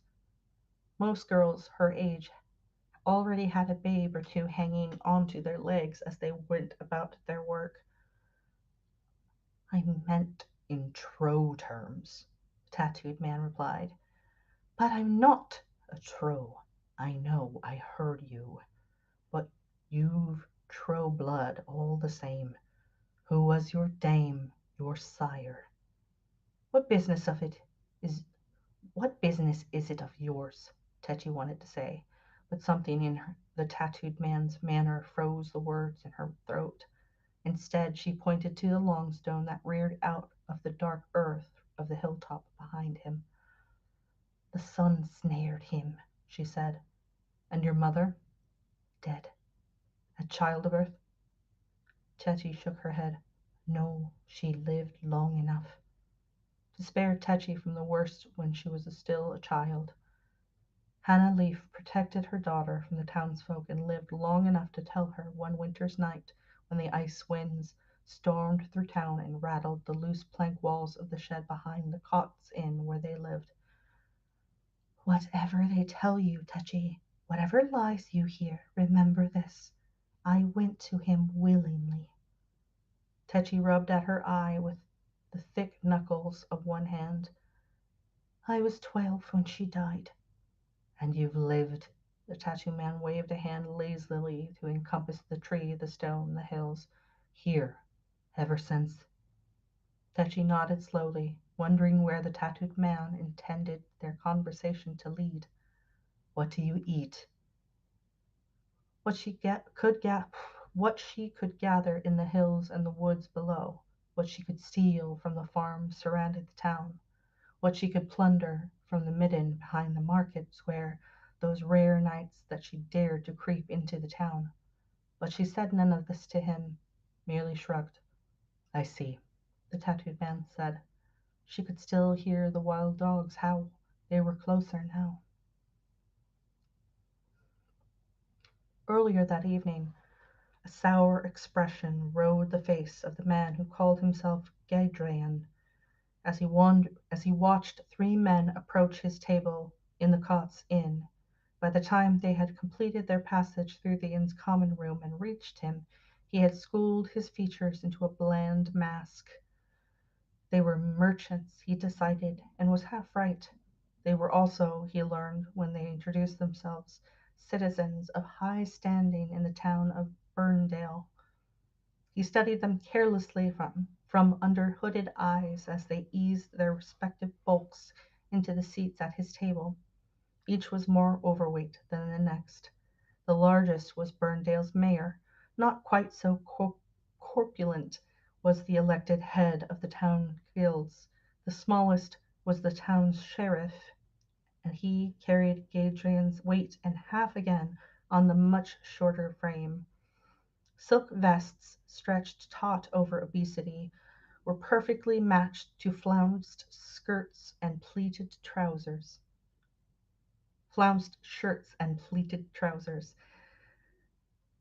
Their boots were leather, tooled with intricate designs and buffed to a high polish. Jowls hung over stiff collars. A diamond stud gleamed in the sheriff's left earlobe. "Something lives in the hills," the mayor said. Adrian had forgotten the mayor's name as soon as it was spoken. He was fascinated by the smallness of the man's eyes and how closely set they were to each other. Pigs had eyes that were much the same, though the comparison, he chided himself, was insulting to the latter. Something dangerous, the mayor added.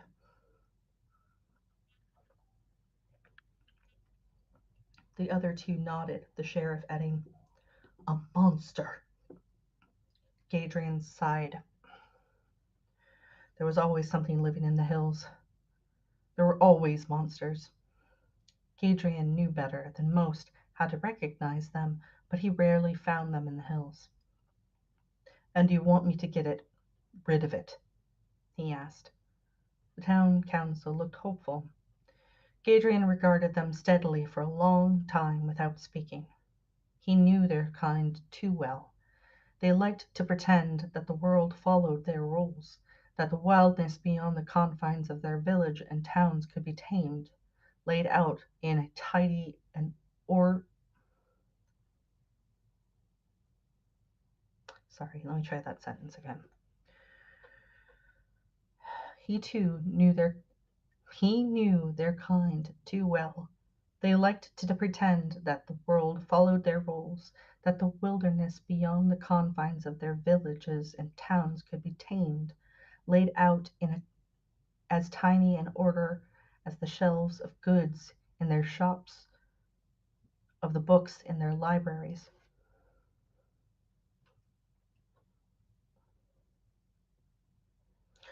But they also knew that under the facade of their order the wilderness came stealing on paws that echoed with the click of claws on cobblestone. It crept into their streets and their dreams, and would take up lodging in their souls if they didn't eradicate it in time. So they came to men such as himself, men who walked the border that lay between the worlds they knew and so desperately needed to maintain, and the world as it truly was beyond the cluster of their stone buildings, a world that cast long shadows of fear across their streets whenever the moon went behind a bank of clouds and their street lamps momentarily faltered. They always recognized him no matter how he appeared among them. These three surreptitiously studied the backs of his hands and what they could see of the skin at the hollow of his throat where the collar of his shirt lay open. They were looking for confirmation of what their need had already told them he was. "You have gold, of course?" he asked. The pouch appeared as if from magic from the inside pocket of the mayor's vest. It made a satisfying clink against the wooden table. Gadrian lifted a hand to the table, but it was only to grip the handle of his ale flagon and lift it to his lips. He took a long swallow and set the empty flagon down beside the pouch. "I will consider your kind offer," he said. He rose from his seat and left them at the table, the pouch still untouched. When the landlord met him at the door, he jerked a thumb back to where the three men sat, turned in their seats to watch him leave. "I believe our good lord was buying this round," he told the landlord, then stepped out into the night. He paused when he stood on the street, head cocked, listening. From far off, eastward, over more than one hill, he heard the baying of wild dogs, a distant feral sound. He nodded to himself, and his lips shaped what might pass for a smile, though there was no humor in this expression. The townsfolk had passed the townsfolk he passed gave him uneasy glances as he walked out of the town into the hills that rose and fell like the tidal wave swelling. Townsfolk he passed gave him uneasy glances as he walked out of the town into the hills that rose and fell like the tidal swells of a heathered ocean, stretching as far to the west as a man could ride in 3 days. What What are you going to do with me?" Techi finally asked when the tattooed man's silence grew too long for her. His pale gaze seemed to mock her, but he spoke very respectfully. "I'm going to save your wretched soul." Techi blinked in confusion. "But I don't want it saved." "Understand," Techi said. Can you hear them? The tattooed man asked, only confusing her more. The bounds, he added. She nodded uncertainly.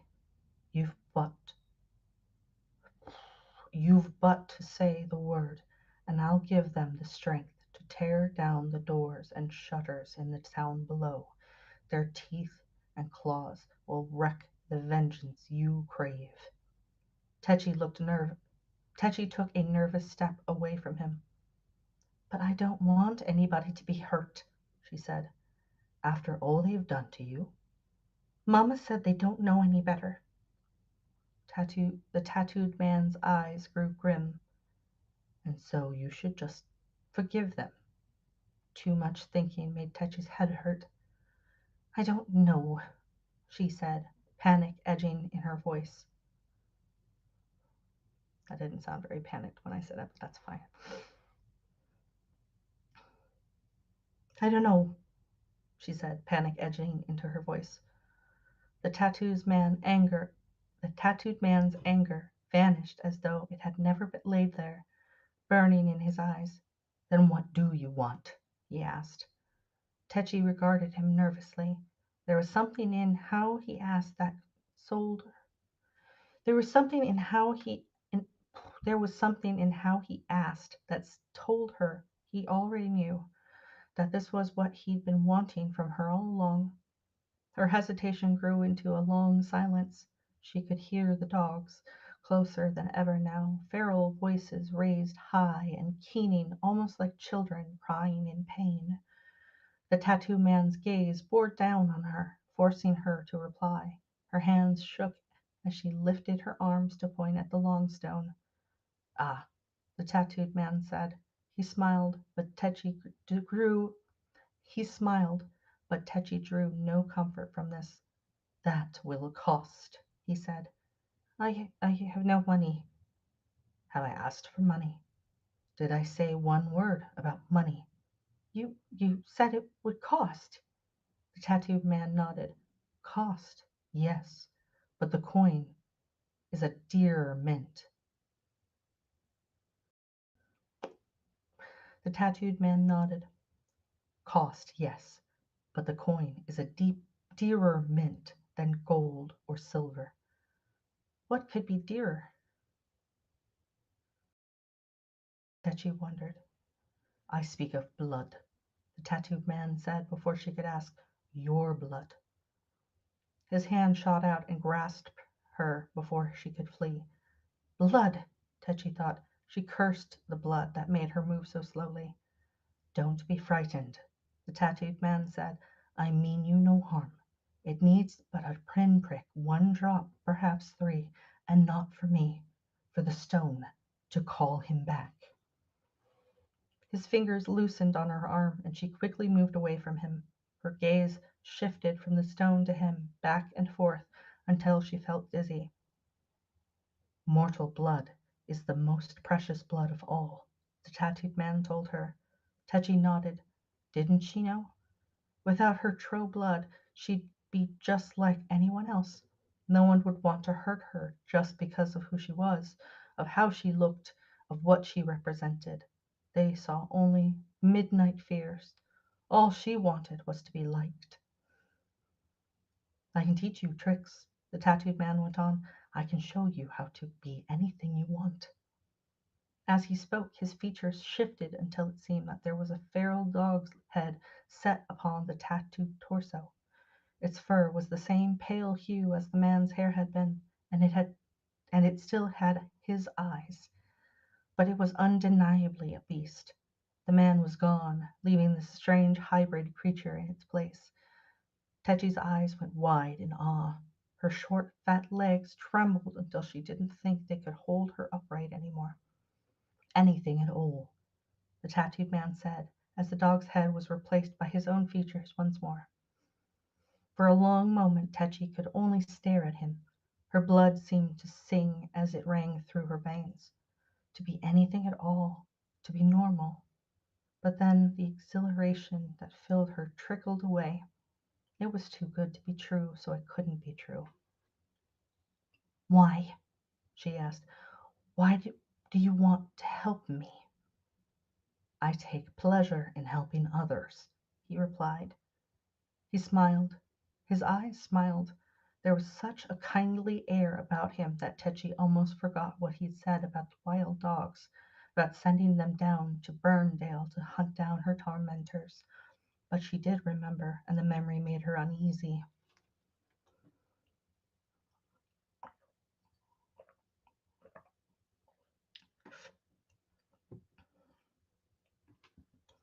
The tattooed man seemed too much the chameleon for her to trust. He could teach her to be anything she wanted to be. Was that why he could appear to be anything she wanted him to be? You hesitate, he said. Why? Tetchy could only shrug. It's your chance to right the wrong played on you at your birth. Tetchy's attention focused on the howling of the wild dogs as he spoke. To right the wrong. Their teeth and claws will wreak the vengeance you crave. But it didn't have to be that way. She meant no ill. She just wanted to fit in, not hurt anyone. So if the choice was hers, she could simply choose not to hurt people, couldn't she?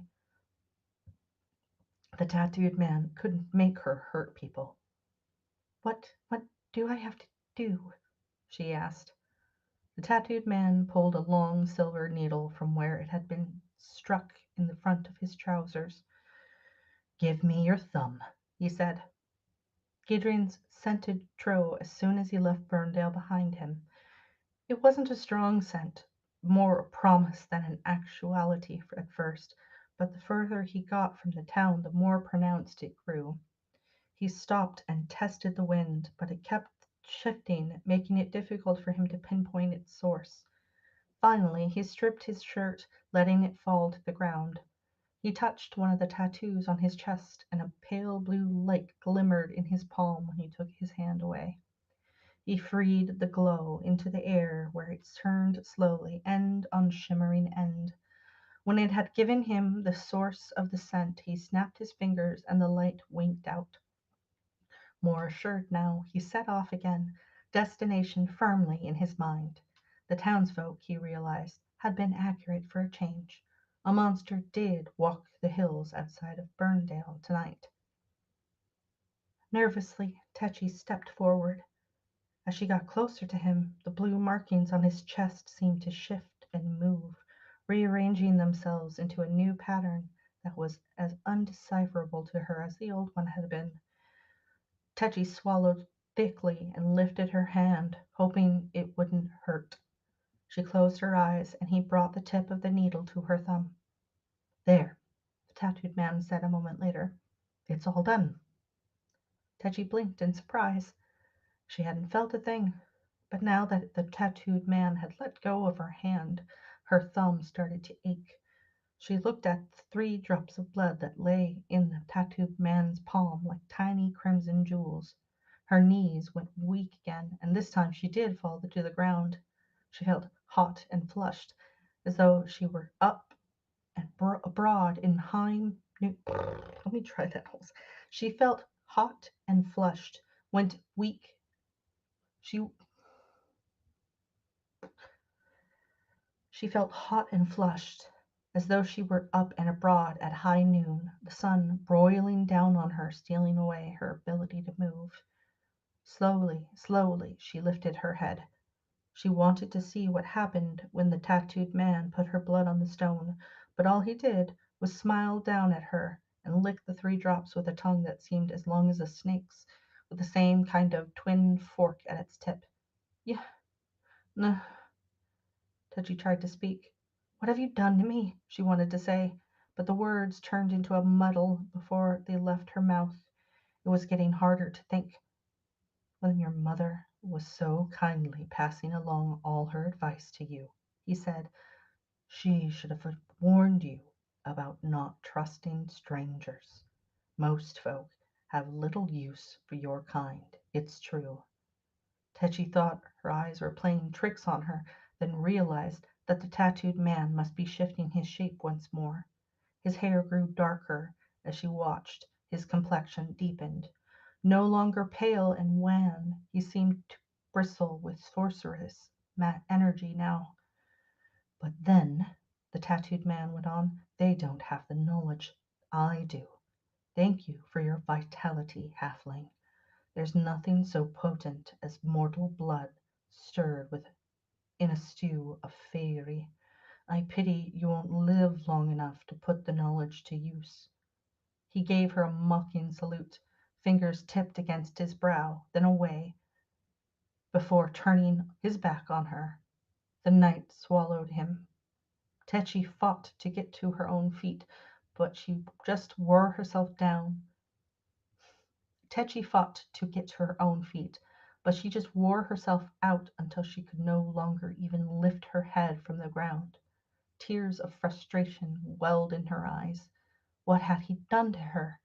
She'd seen it for herself. He'd taken no more than 3 drops of her blood. But then why did she feel as though he'd taken it all? She stared up at the night sky, the stars blurring in her gaze, spinning, spinning, until she finally just let them take her away. She wasn't sure what had brought her back, but when she opened her eyes, it was to find that tattooed man had returned. He crouched over her, concern for her swimming in his dark eyes. His skin had regained its almost colorless complexion, his hair was bone white once more. She mustered what little strength she had to work up a gob of saliva and spat in his face. The tattooed man didn't move. She watched the saliva dribble down his cheek until it fell from the tip of his chin to the ground beside her. Poor child, he said. What has he done to you? The voice was wrong, Tetchy realized. He'd changed his voice now. The low grumble of stones grinding against each other deep under hill had been replaced by a soft, melodious tonality that was comforting on the ear. He touched the fingers of one hand to a tattoo high on his shoulder, waking a blue glow that flickered on his fingertips.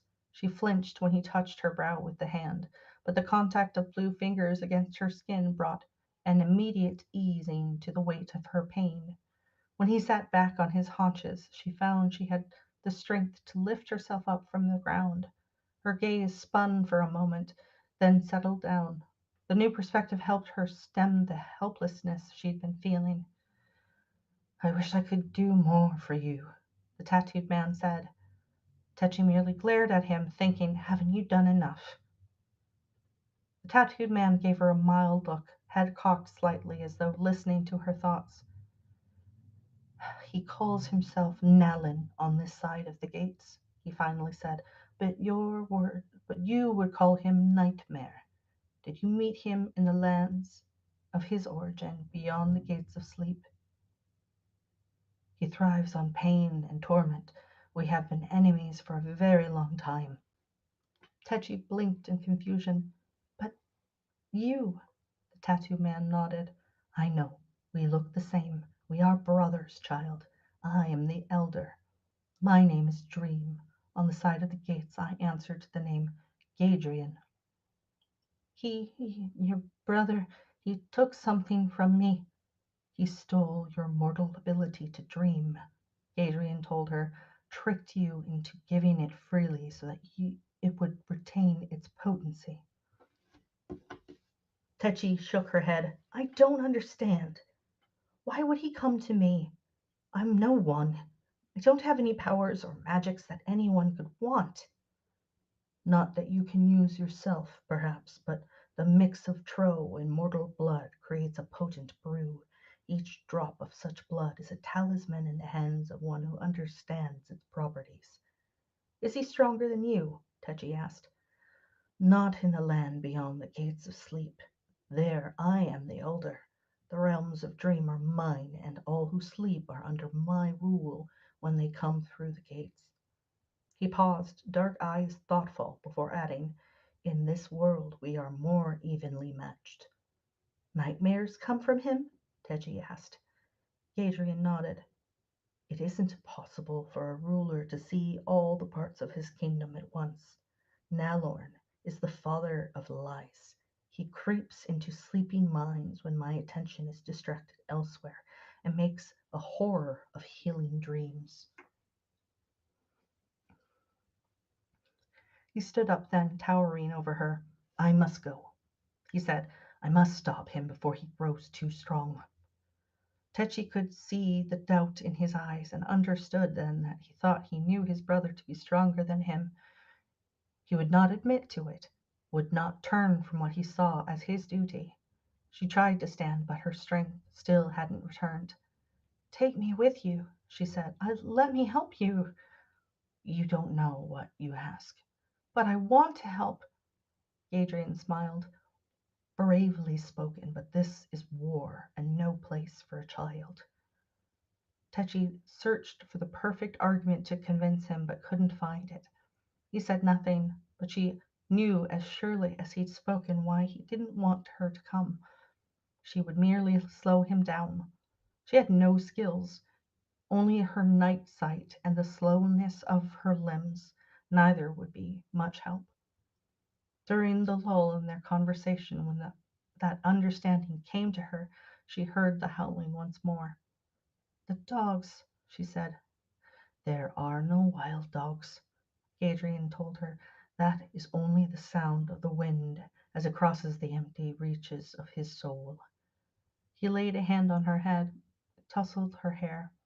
I'm sorry for the hurt that comes to you with this night's work.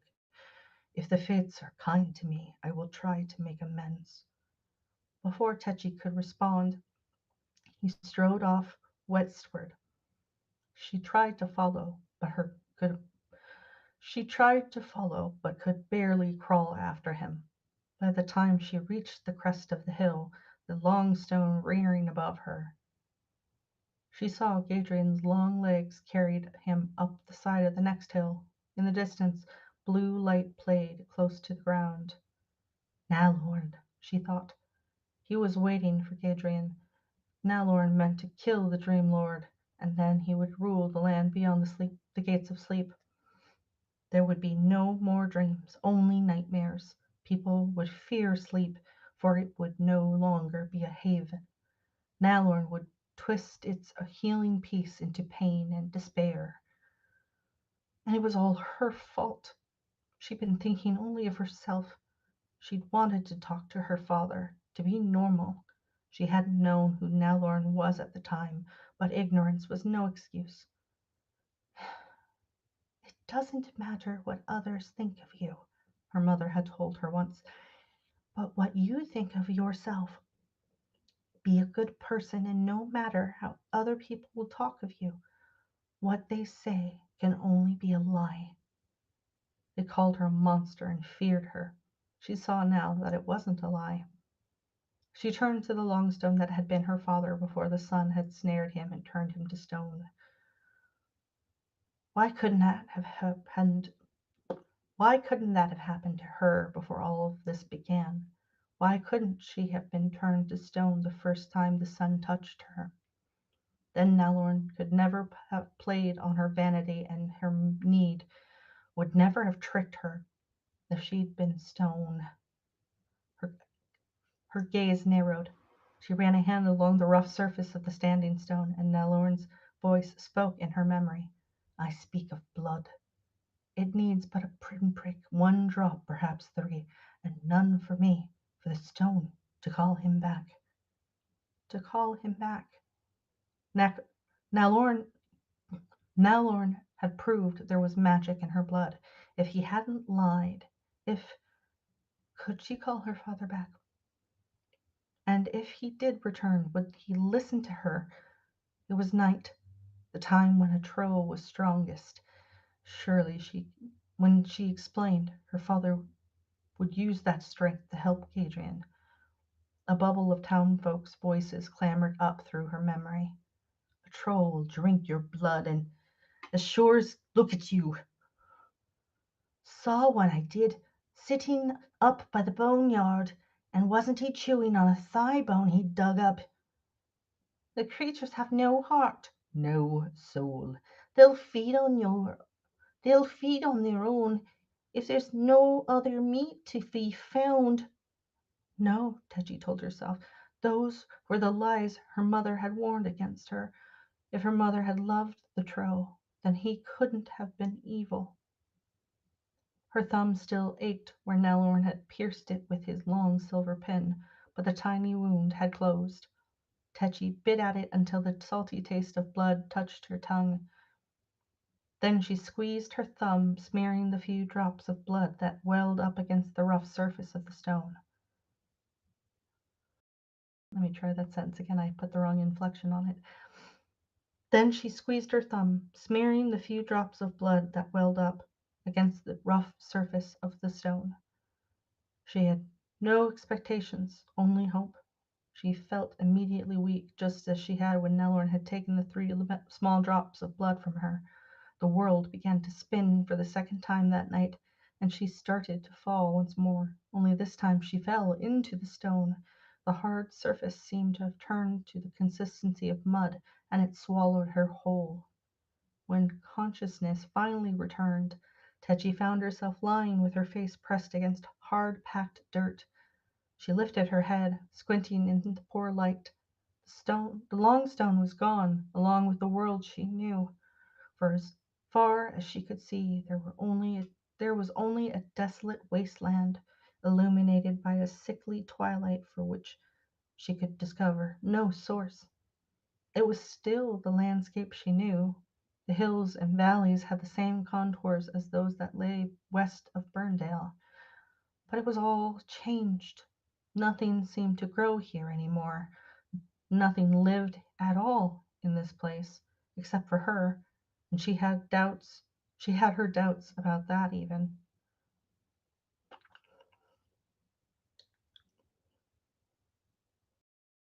Nothing seemed to grow here any more. Nothing lived at all in this place, except for her, and she had her doubts about that as well.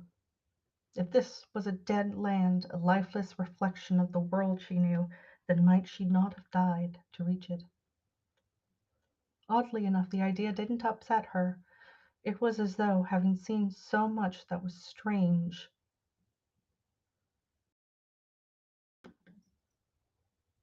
It was as though, having seen so much that was strange already tonight, nothing more could surprise her. When she turned to where the old gnarlwood had been in her world, a dead tree stump stood. It was no more than 3 times her height, the area about it littered with dead branches. The main body of the tree had fallen away from where Tetchy knelt, lying down the slope. She rose carefully to her feet, but the dizziness and weakness she felt earlier had both fled. In the dirt at her feet, where the long stone would have stood in the world, there was a black pictograph etched deeply into the soil. It reminded her of the tattoo that she had seen on the chests of the Dream Lord and his brother, as though it had been plucked from the skin of one of them, enlarged, and cast down on the ground. Goosebumps traveled up her arms. She remembered that Gadrian had told her about the land he ruled, how the men and women of her world could enter it only after passing through the gates of sleep. She'd been so weak when she offered her blood to the long stone, her eyes growing so heavy. Was this all just a dream, then? And if so, what was its source? Did it come from Gadrian or his brother Nelorn, at whose bidding nightmares were born? She went down on one knee to look more closely at the pictograph. It looked a bit like a man with a tangle of ropes around his feet, and lines standing out from his head as though his hair stood on end. She reached out with one cautious finger and touched the tangle of lines at the foot of the rough figure. The dirt was damp there. She scrubbed her finger against her thumb. The dampest was oily to the touch. Scarcely aware of what she was doing, she reached down again and traced the symbol, the slick oiliness letting her finger slide easily along the edged grooves in the dirt. When she came to the end, the pictograph began to glow. She stood quickly, backing away. What had she done? The blue glow rose into the air, holding the shape that lay in the dirt. A faint, rhythmic thrumming rose from all around her, as though the ground was shifting, but she felt no vibration underfoot. There was just the sound, low and ominous.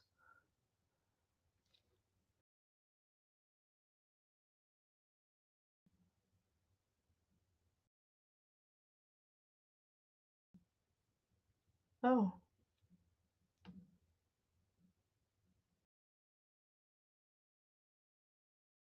I must not have.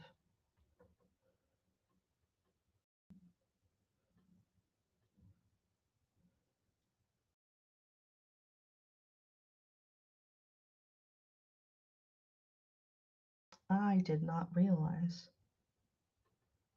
that it had paused me.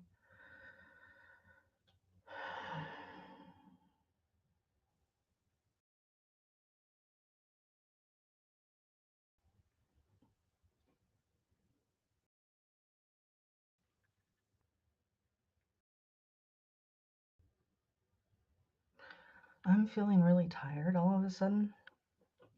Perfectly honest, I've been kind of feeling tired for most of the stream. My eyes kept um what's the word I'm looking for? My eyes kept wiggling as I was trying to read. I think what I'm going to do is go ahead and read us out.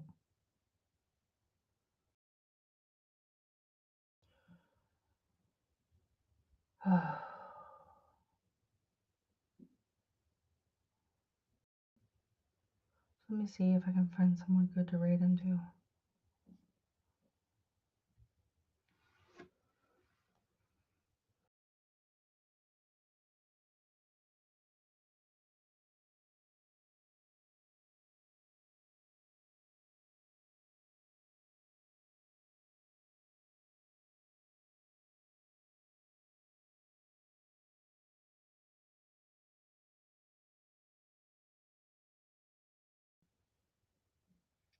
Oh, good. Moog is reading.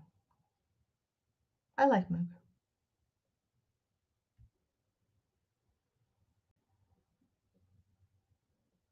Alrighty, friends.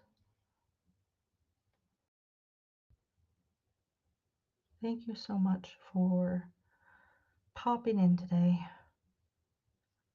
I will see you again Friday. I hope you have a wonderful rest of your day. Make sure, if you haven't already, to go ahead and take your meds. Drink some water if you can, and you should absolutely take a quick step outside, take a big deep breath, enjoy nature. And if you have any furry, feathery, or scaly friends, give them a kiss from me, and I will see you Friday. Take care now. Please follow us out for the raid. Take care. Bye.